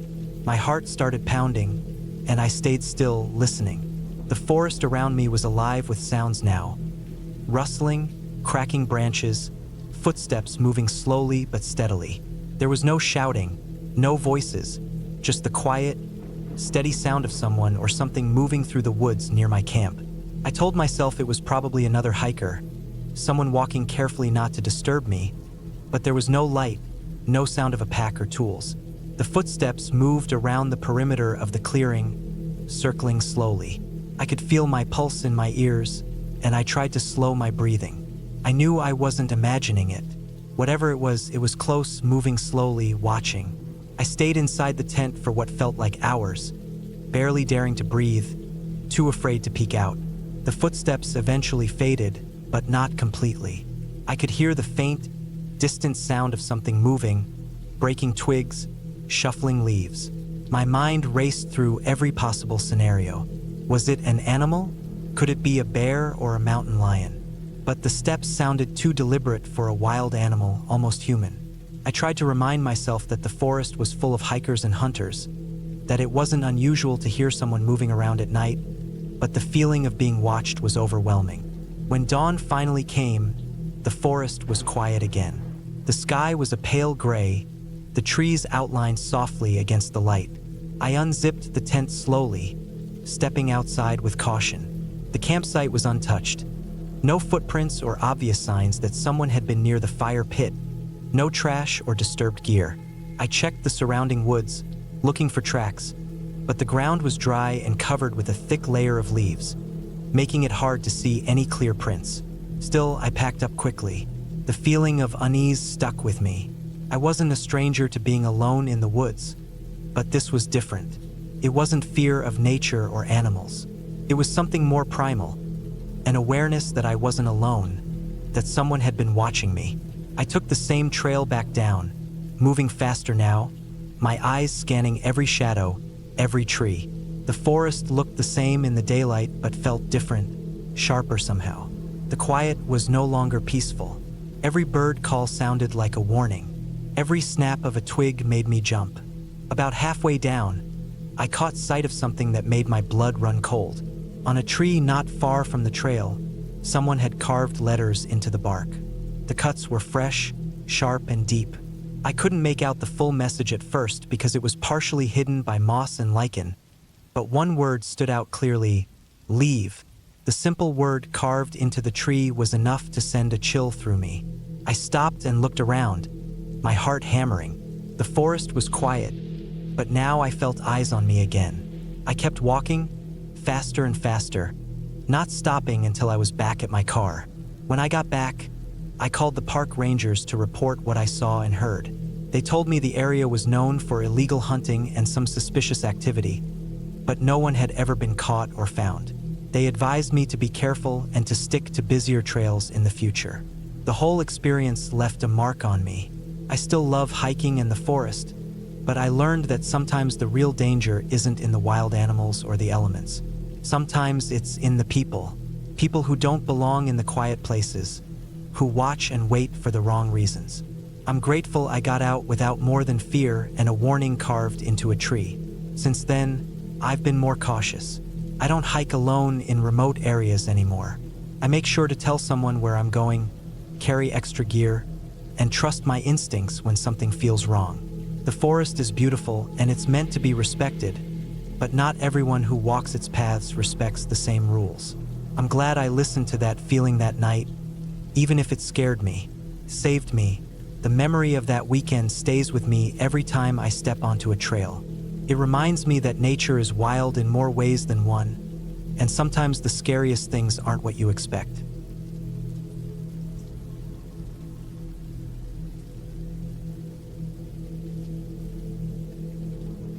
The sun was still low when I started my hike, the morning air fresh and cool against my skin. I had chosen a trail I hadn't been on before, somewhere in the rugged hills a few hours outside the city. The map showed a path winding through dense forest and rocky ridges, promising views from the top that people said were worth the climb. I packed my backpack carefully the night before: water, snacks, a first aid kit, a compass, a flashlight, and a map. I made sure to dress in layers, expecting the temperature to rise as the day went on. This was a solo hike, something I had done many times before. It was something I enjoyed: the quiet, the feeling of being completely alone in nature, away from the noise and stress of everyday life. The trail started gently, a narrow dirt path winding between tall pine trees. The ground was soft underfoot, covered with pine needles and small fallen branches. Birds chirped overhead, and every now and then, a squirrel would dart across the trail, disappearing quickly into the underbrush. I walked steadily, setting a pace that felt comfortable, neither rushing nor dragging. The forest around me was thick but alive, with sunlight streaming in between the branches, casting patches of light on the forest floor. I stopped occasionally to take pictures of the scenery, the rough bark of the trees, the tiny wildflowers pushing through cracks in the dirt, the way the light caught on a spider's web strung between two branches.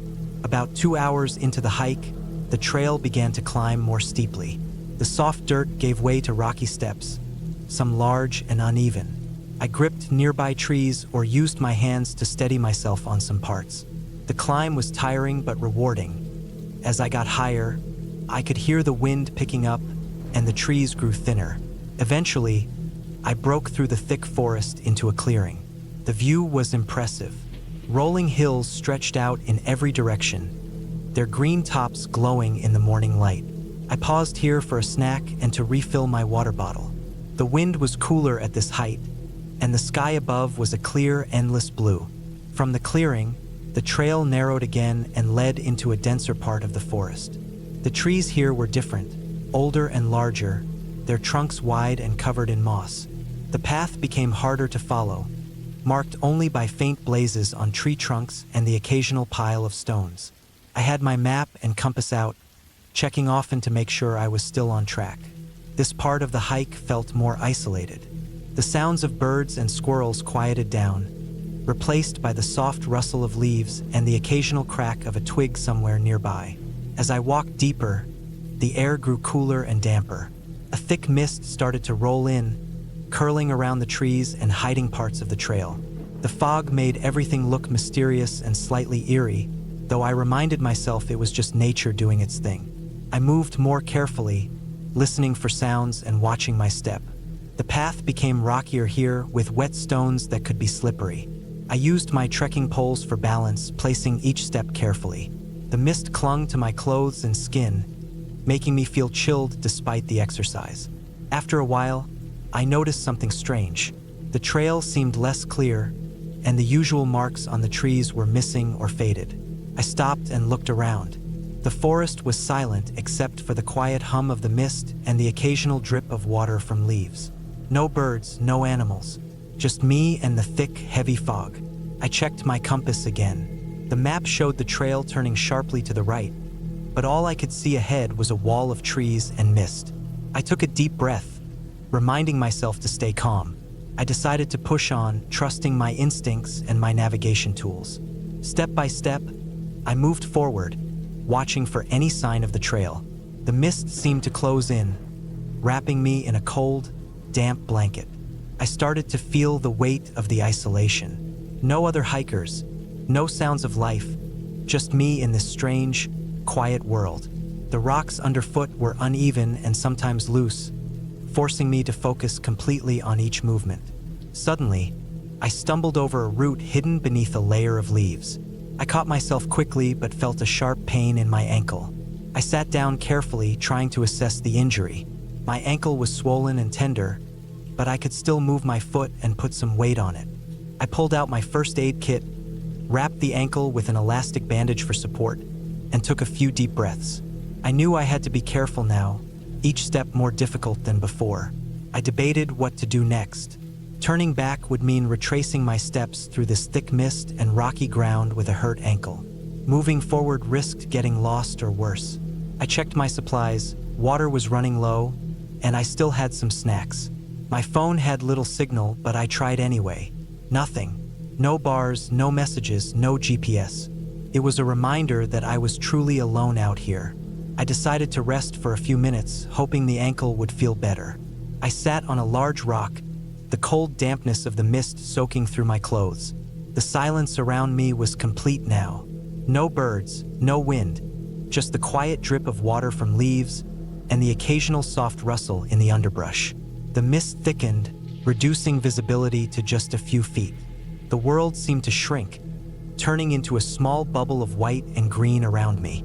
After resting, I stood up slowly, testing the ankle. It hurt but was stable enough to walk with care. I set off again, moving at a slow, cautious pace. I kept my compass out and the map open, double-checking every turn. Hours passed like this, slow steps, careful balance, constant watchfulness. The forest seemed endless, and the mist never lifted.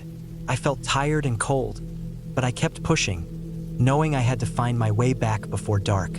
As the afternoon wore on, the mist began to thin slightly. I noticed small changes in the landscape.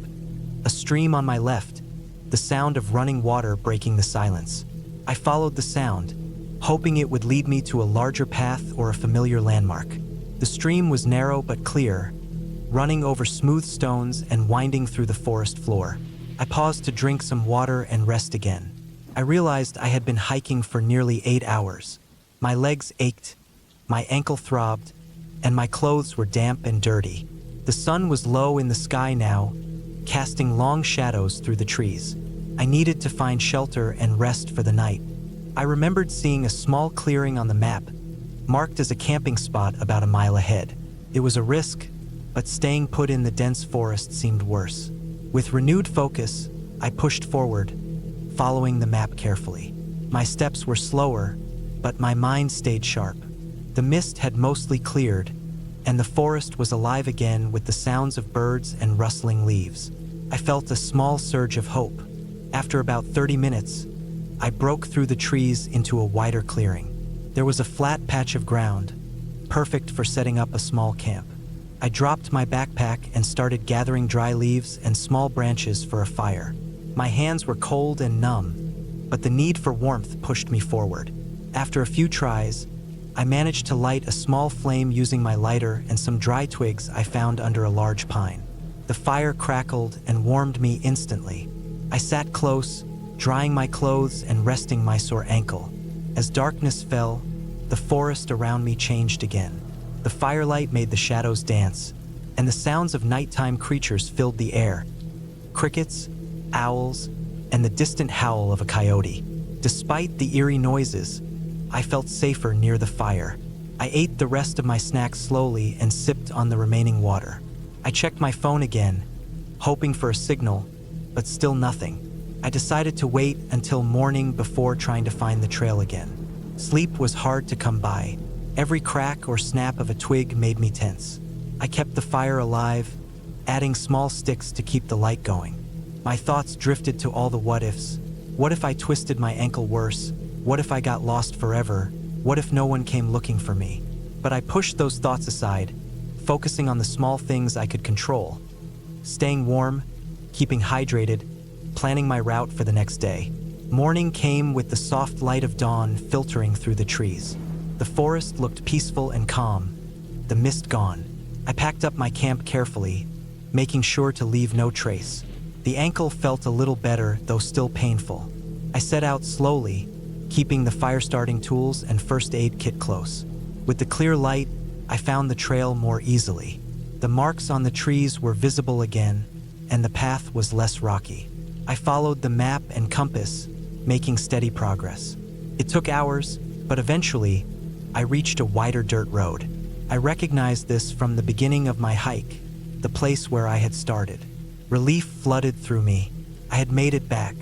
A park ranger was driving by, and I flagged him down. He helped me call for a ride and checked my ankle. I told him about the trail, the mist, the injury, and the night spent in the clearing. He nodded, saying the weather had been unusual lately, causing the fog to roll in thick and fat.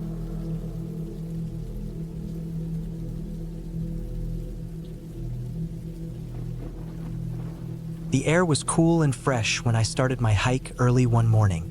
I was deep in a large national forest in the Pacific Northwest, somewhere not far from the Oregon coast. The kind of place where tall evergreens stretch high into the sky and moss covers almost everything. The ground was soft beneath my boots, thick with fallen pine needles and the occasional broken twig snapping underfoot. The smell of damp earth and pine filled the air. I was alone on the trail, with nothing but my backpack, hiking boots, and a small map in my pocket. The path was narrow and winding, carved into the side of a gentle hill. Sunlight filtered through the branches, casting patterns of light and shadow. At first, the hike was peaceful. Birds chirped somewhere high above, and the occasional rustle of leaves told me squirrels and other small animals were nearby, going about their day. The trail climbed steadily, giving me glimpses through the trees of the distant mountains, their peaks shrouded in thin clouds. After walking for about 3 hours, I reached a small clearing. It wasn't marked on my map, but it seemed like a good place to rest. I sat on a large, flat rock and took out my water bottle. The forest around me was still, the only sounds the faint buzzing of insects and the whisper of wind through the trees. I pulled out a granola bar and ate slowly, enjoying the quiet. As I sat there, something felt off. I couldn't put my finger on it at first. The usual sounds of the forest seemed quieter. The birds had stopped singing. The wind had died down. A strange stillness had settled over the clearing. I looked around carefully, scanning the edges of the trees for any movement. Nothing, but the silence was heavy, as if something was watching from the shadows. I stood up and decided to keep going. My plan was to reach a small lake marked on my map about 2 miles further along the trail. It was supposed to be a good spot to camp for the night. I packed up my things and started walking again. The trail became rougher, roots and rocks making the footing tricky. The trees grew closer together, their thick trunks blocking out more sunlight. Shadows stretched long on the forest floor, and the temperature dropped. After about an hour, I noticed fresh footprints in the mud beside the trail. They were large and deep, as if made by a heavy boot. I didn't recognize the pattern, Definitely not the kind of shoe I had seen before. The prints were too big to be from a normal hiker. They didn't look like animal tracks either. I paused and looked around. No other footprints, just these leading forward along the path. A feeling of unease settled over me. I wasn't sure why, but I felt like someone had passed by here recently. Maybe a hunter or a forest worker. I told myself not to worry. I had done this kind of hike before, and the forest was usually safe. Still, I stayed alert and kept my eyes scanning the woods as I walked. The trail got steeper, and the trees began to thin out. The air smelled sharper now, like cold stone and wet rock. I could hear the faint rush of water somewhere below. I knew the lake had to be close. As I pushed forward, I suddenly saw a small wooden sign nailed to a tree. The letters were faded and partly covered by moss, but I could make out the word private and something else underneath. It looked like someone was marking a boundary, warning people not to enter further. I hesitated. The map didn't show this. Maybe I was off course. I decided to check my compass and figure out the direction. The compass pointed northwest, and the trail seemed to continue that way. But going past the sign felt wrong. Something inside me warned against it. Still, I was tired and wanted to find a good place to rest. The sun was lowering behind the mountains, and I needed shelter before dark. I moved forward slowly, keeping to the trail but watching for anything unusual. The forest around me grew quieter again, the shadows longer and thicker. I could feel the weight of the trees pressing in. Suddenly, I heard a sound ahead, a low crunching noise, like someone stepping on dry leaves. I stopped and froze, heart beating fast. The sound didn't come from the trail, but just off to the side in the bushes. I held my breath and looked carefully into the undergrowth. No movement. The crunching stopped as suddenly as it had started. I wasn't sure if it was an animal or a person. The forest was full of deer and other wildlife, but the sound had seemed deliberate, too heavy for a small animal. I considered turning back, but the lake was so close. I wanted to make camp before dark. I moved forward slowly, my senses sharp. Then I saw it, something lying beside the trail, half covered by leaves. At first, I thought it was a pile of branches or a fallen log, but as I got closer, I realized it was a backpack. A large, rugged pack like mine, with a bright red patch sewn onto the side. I stopped. The pack looked recently abandoned, not torn or damaged, just left there. My heart raced. Who had left it here? Was someone nearby? I didn't want to touch it. I glanced around, but the forest was silent again, the trees unmoving. I decided to pick it up and see if there was anything inside. Maybe it would tell me who had been here before me. I opened the top flap carefully. Inside were a few supplies, a water bottle, some canned food, a small first aid kit. Nothing that looked out of place. But as I reached deeper, I felt something cold and hard at the bottom. I pulled it out slowly. It was a small, worn notebook, covered in dirt and mud. I opened the notebook to the first page. The handwriting was neat but hurried. It looked like someone had been using it to keep notes or a journal. The date at the top was from a few weeks ago. I flipped through the pages quickly. The notes were mostly about the trail conditions and weather, but then the entries became stranger. There were mentions of strange noises in the forest at night, footprints around the camp, and signs that someone had been watching. The last entry was scrawled in a shaky hand. "They're getting closer. I don't know how much longer I can stay hidden." A chill ran down my spine. Whoever had written this was scared, and something had been hunting them. I felt a knot tighten in my stomach. Maybe the footprints I had seen were connected. I had to be careful. I stuffed the notebook back into the pack and put the pack on my shoulders. The sun was setting now, casting long orange rays through the trees. I quickened my pace, eager to reach the lake and set up camp before dark. As I walked, the forest grew thicker, the trail less clear. The path disappeared beneath a blanket of leaves and fallen branches. I had to use my hands to push aside low-hanging branches and vines. The sounds around me shifted too. Birds were gone, replaced by the distant howling of wind or maybe animals. I kept my eyes peeled, scanning the woods. Shadows shifted with the fading light. I felt like something was moving just beyond my sight, hiding between trees or behind bushes. When the trail finally opened up, I saw the lake. It was a small, quiet body of water, surrounded by tall pines and mossy rocks. The surface was smooth and dark, reflecting the fading sky. I found a flat spot near the shore and set up my tent quickly. The ground was damp but soft. I lit a small camp stove and boiled water for dinner. The forest was still, almost too still. The only sounds were the crackling of the stove and the occasional splash of water as a fish jumped. I ate slowly, eyes fixed on the trees. The notebook weighed heavy in my backpack. I debated reading more, but I was tired and wanted to rest. As night fell, I zipped up my tent and crawled inside. The forest outside was dark and quiet, but I kept my flashlight close and my phone within reach. I tried to sleep, but every little sound made me jump.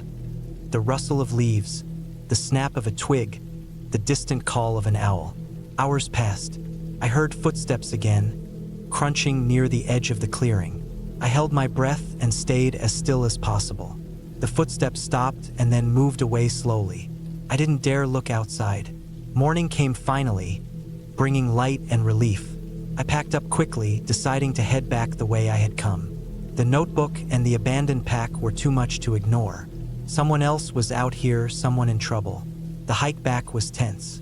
I stayed alert, watching for signs of the footprints or anything else.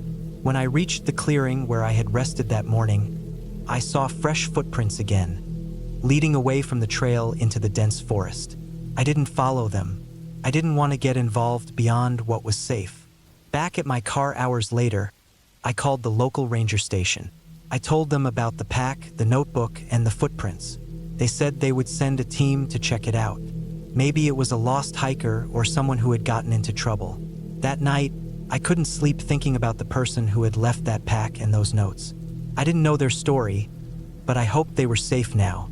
The forest had a way of hiding things, but sometimes, if you paid attention, it told you its secrets.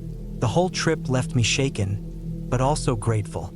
Grateful for the safety of civilization, for the sound of voices and the comfort of a warm bed. The forest was beautiful, but it wasn't always kind.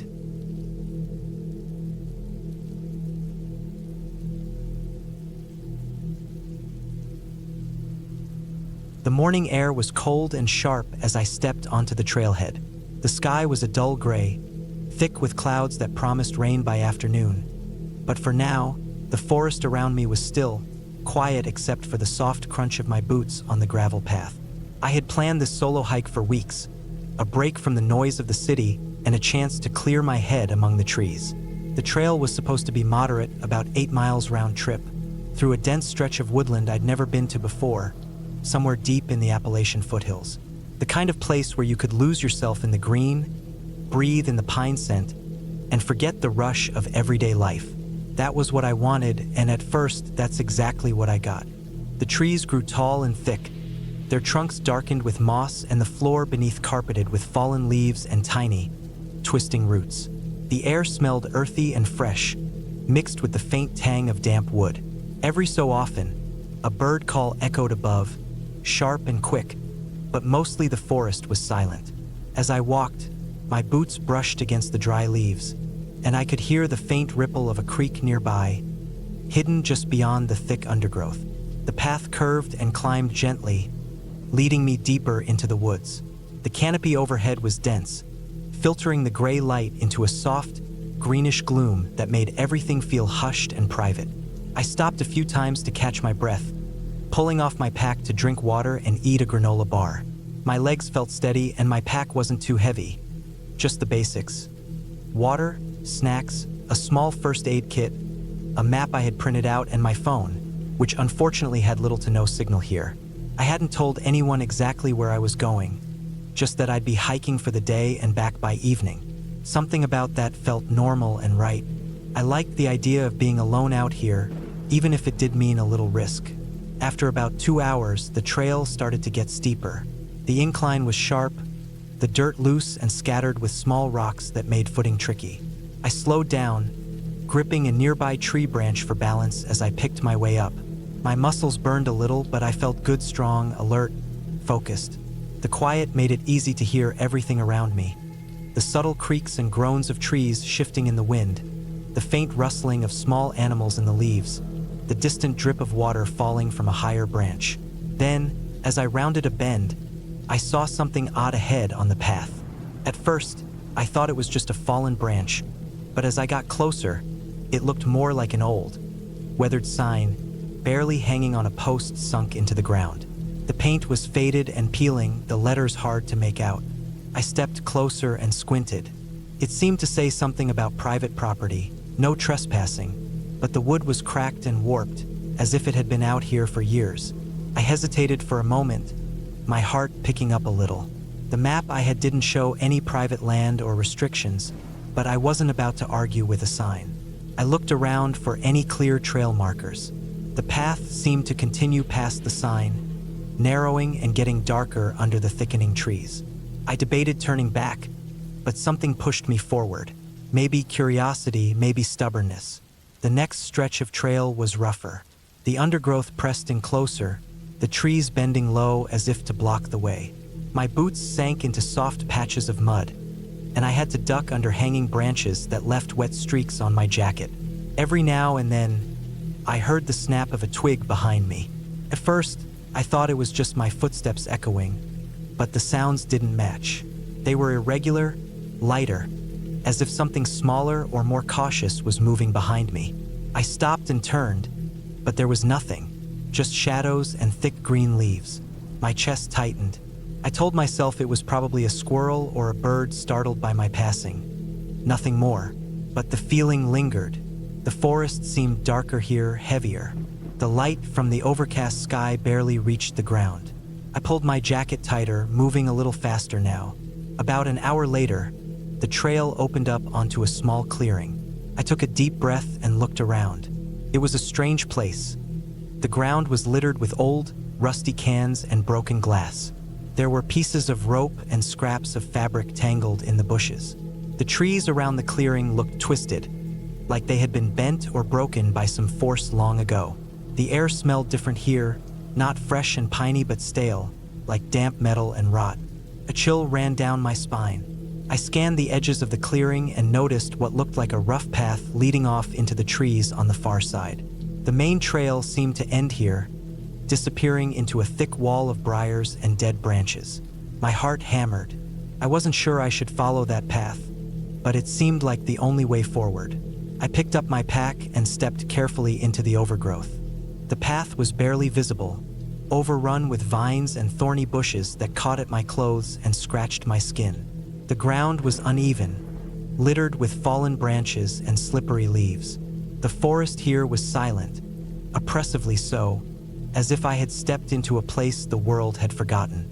The further I went, the more I noticed how unnatural it felt. The trees leaned inward, creating a tunnel of shadows. The air was thick, almost suffocating, and the dampness clung to my skin. After about 30 minutes of slow, careful walking, I noticed something ahead, a faint shape half buried in the leaves. I moved closer, heart pounding, and saw it was an old campsite. A fire pit filled with cold ash, a rusted canteen, and a cracked cooking pot scattered nearby. The ground was trampled, but there was no sign of recent use. It looked abandoned for years. I knelt to examine the ashes, but there was nothing warm or fresh.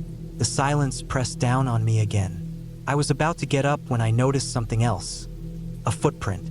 Not just any footprint, but one much larger than mine, pressed deep into the soft earth near the fire pit. It was fresh. The shape was clear, the edges crisp, and the soil around it still damp. I swallowed hard and looked around. There was no other sign of anyone. No sound except the distant drip of water and the faint rustle of leaves. But that print meant I wasn't alone. Someone had been here not long ago. I stood up slowly, my mind racing. I didn't like the idea of an unknown person so deep in the woods, especially where there was no easy way in or out. The sky was darkening now, heavy with rain clouds, and the wind had picked up, rattling the branches above. I knew I should turn back, but I was too far in, and the thought of stumbling blindly in the dark scared me more. I tried to keep calm as I followed the path back toward the clearing. My ears strained for any sound, but all I could hear was my own breathing and the thud of my boots. Then, something caught my eye, a flash of movement behind a tree. I froze, holding my breath. The shape was too quick to identify, slipping behind the trunk like a shadow. My heart jumped. I didn't want to imagine what it could be. Maybe another hiker or someone living off the grid. But the place didn't feel safe. I tightened my grip on my pack straps and started walking faster, not looking back. The rain began just as I reached the clearing, light at first, then steady and cold. I pulled out my rain jacket and zipped it up, the water soaking through the thin fabric. The mud turned slippery, making each step a careful effort. My boots squelched in the thickening mud as I followed the trail downhill. I kept checking behind me, but saw nothing except the swaying branches and wet leaves. After what felt like forever, the trail opened onto a wider dirt road. My phone buzzed with a weak signal, a small relief. I took a deep breath and started walking toward what I hoped was the parking lot. The rain drenched me through, and my clothes clung cold and heavy to my skin. But the sense of safety returned with every step away from that strange, dark patch of woods. When I finally saw the cars, the trailhead sign, and the edge of the forest behind me, I stopped and let out a long breath. My hands were shaking, but it was a good kind of fear, the kind that reminded me I was alive and had made it back. I sat down on a wet log, took off my boots, and looked back toward the trees. The forest was quiet again, the rain falling steady like a curtain between me and the strange campsite. I didn't try to find out who or what had left that footprint or who had been watching me. I didn't want to know. Some parts of the forest were better left unexplored. The sun was setting by the time I started the drive home. My clothes still damp, my mind replaying the strange day over and over. Even though it was uncomfortable and unsettling, the hike reminded me something important. Nature isn't just pretty and peaceful. It's wild and unpredictable. And sometimes, the scariest moments come not from monsters or stories, but from the quiet, real unknowns lurking just beyond the path you choose to follow. I didn't go back to that trail. I kept my hiking trips to better marked, safer places after that. But every time I lace up my boots or pack my bag, I remember the day the forest felt less like a refuge and more like a place that doesn't welcome strangers. And that memory, sharp and raw, has stayed with me ever since.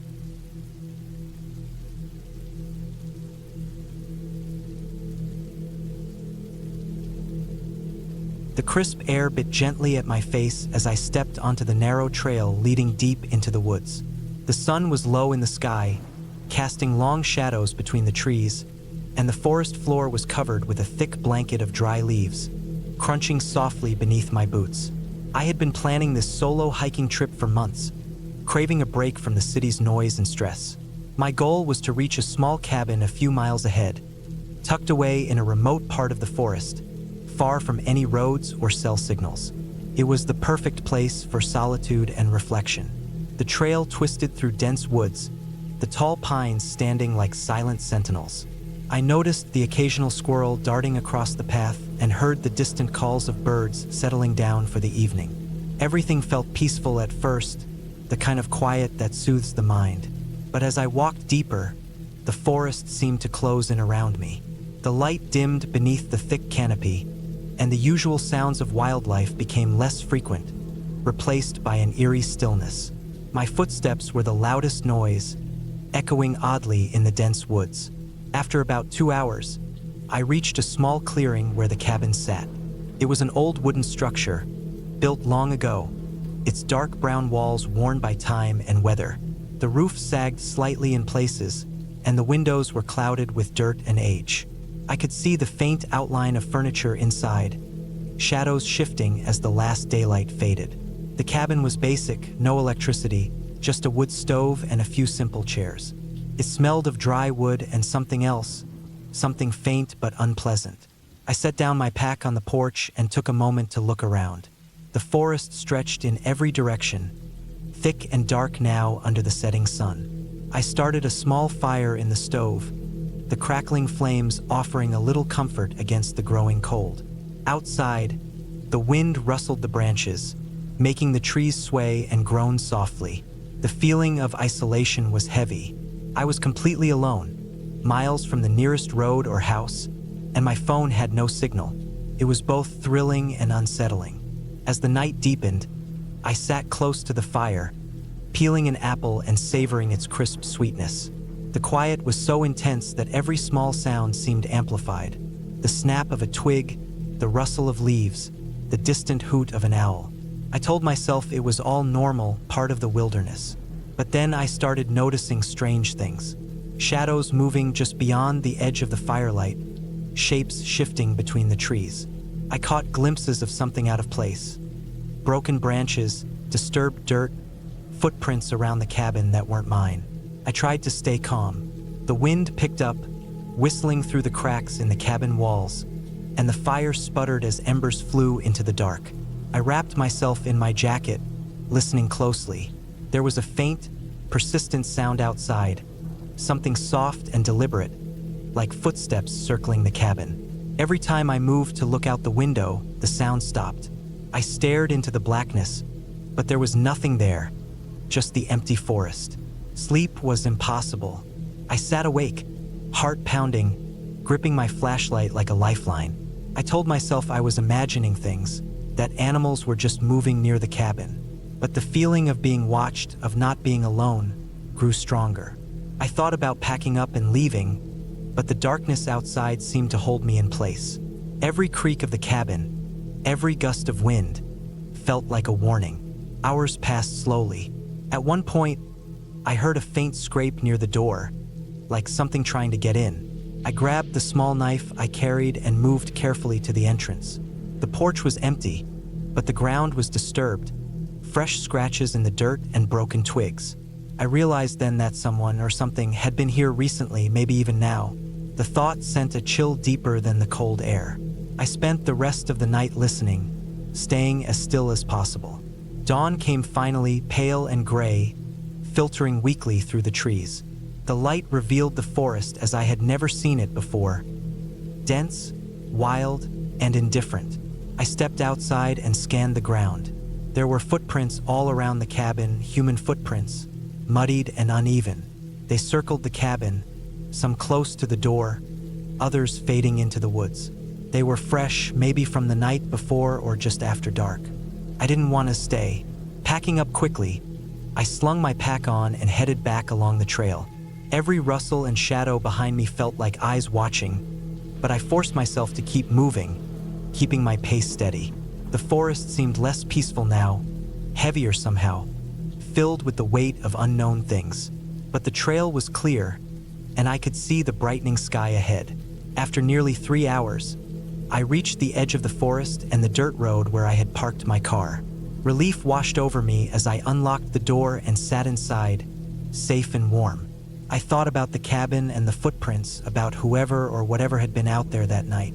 But I never looked back, just drove away as fast as I could. That trip taught me something important about nature and solitude. The wilderness is beautiful and quiet, but it's also wild and unpredictable. Being alone out there means being vulnerable, and not every sound or shadow is easy to explain away. The forest holds its secrets, and sometimes the scariest moments come from real things. People, animals, and the dark unknown waiting just beyond the firelight. The cabin wasn't haunted by ghosts or monsters, just by the truth of being utterly alone in the wild, with no one to help but yourself. And sometimes that's more frightening than any story.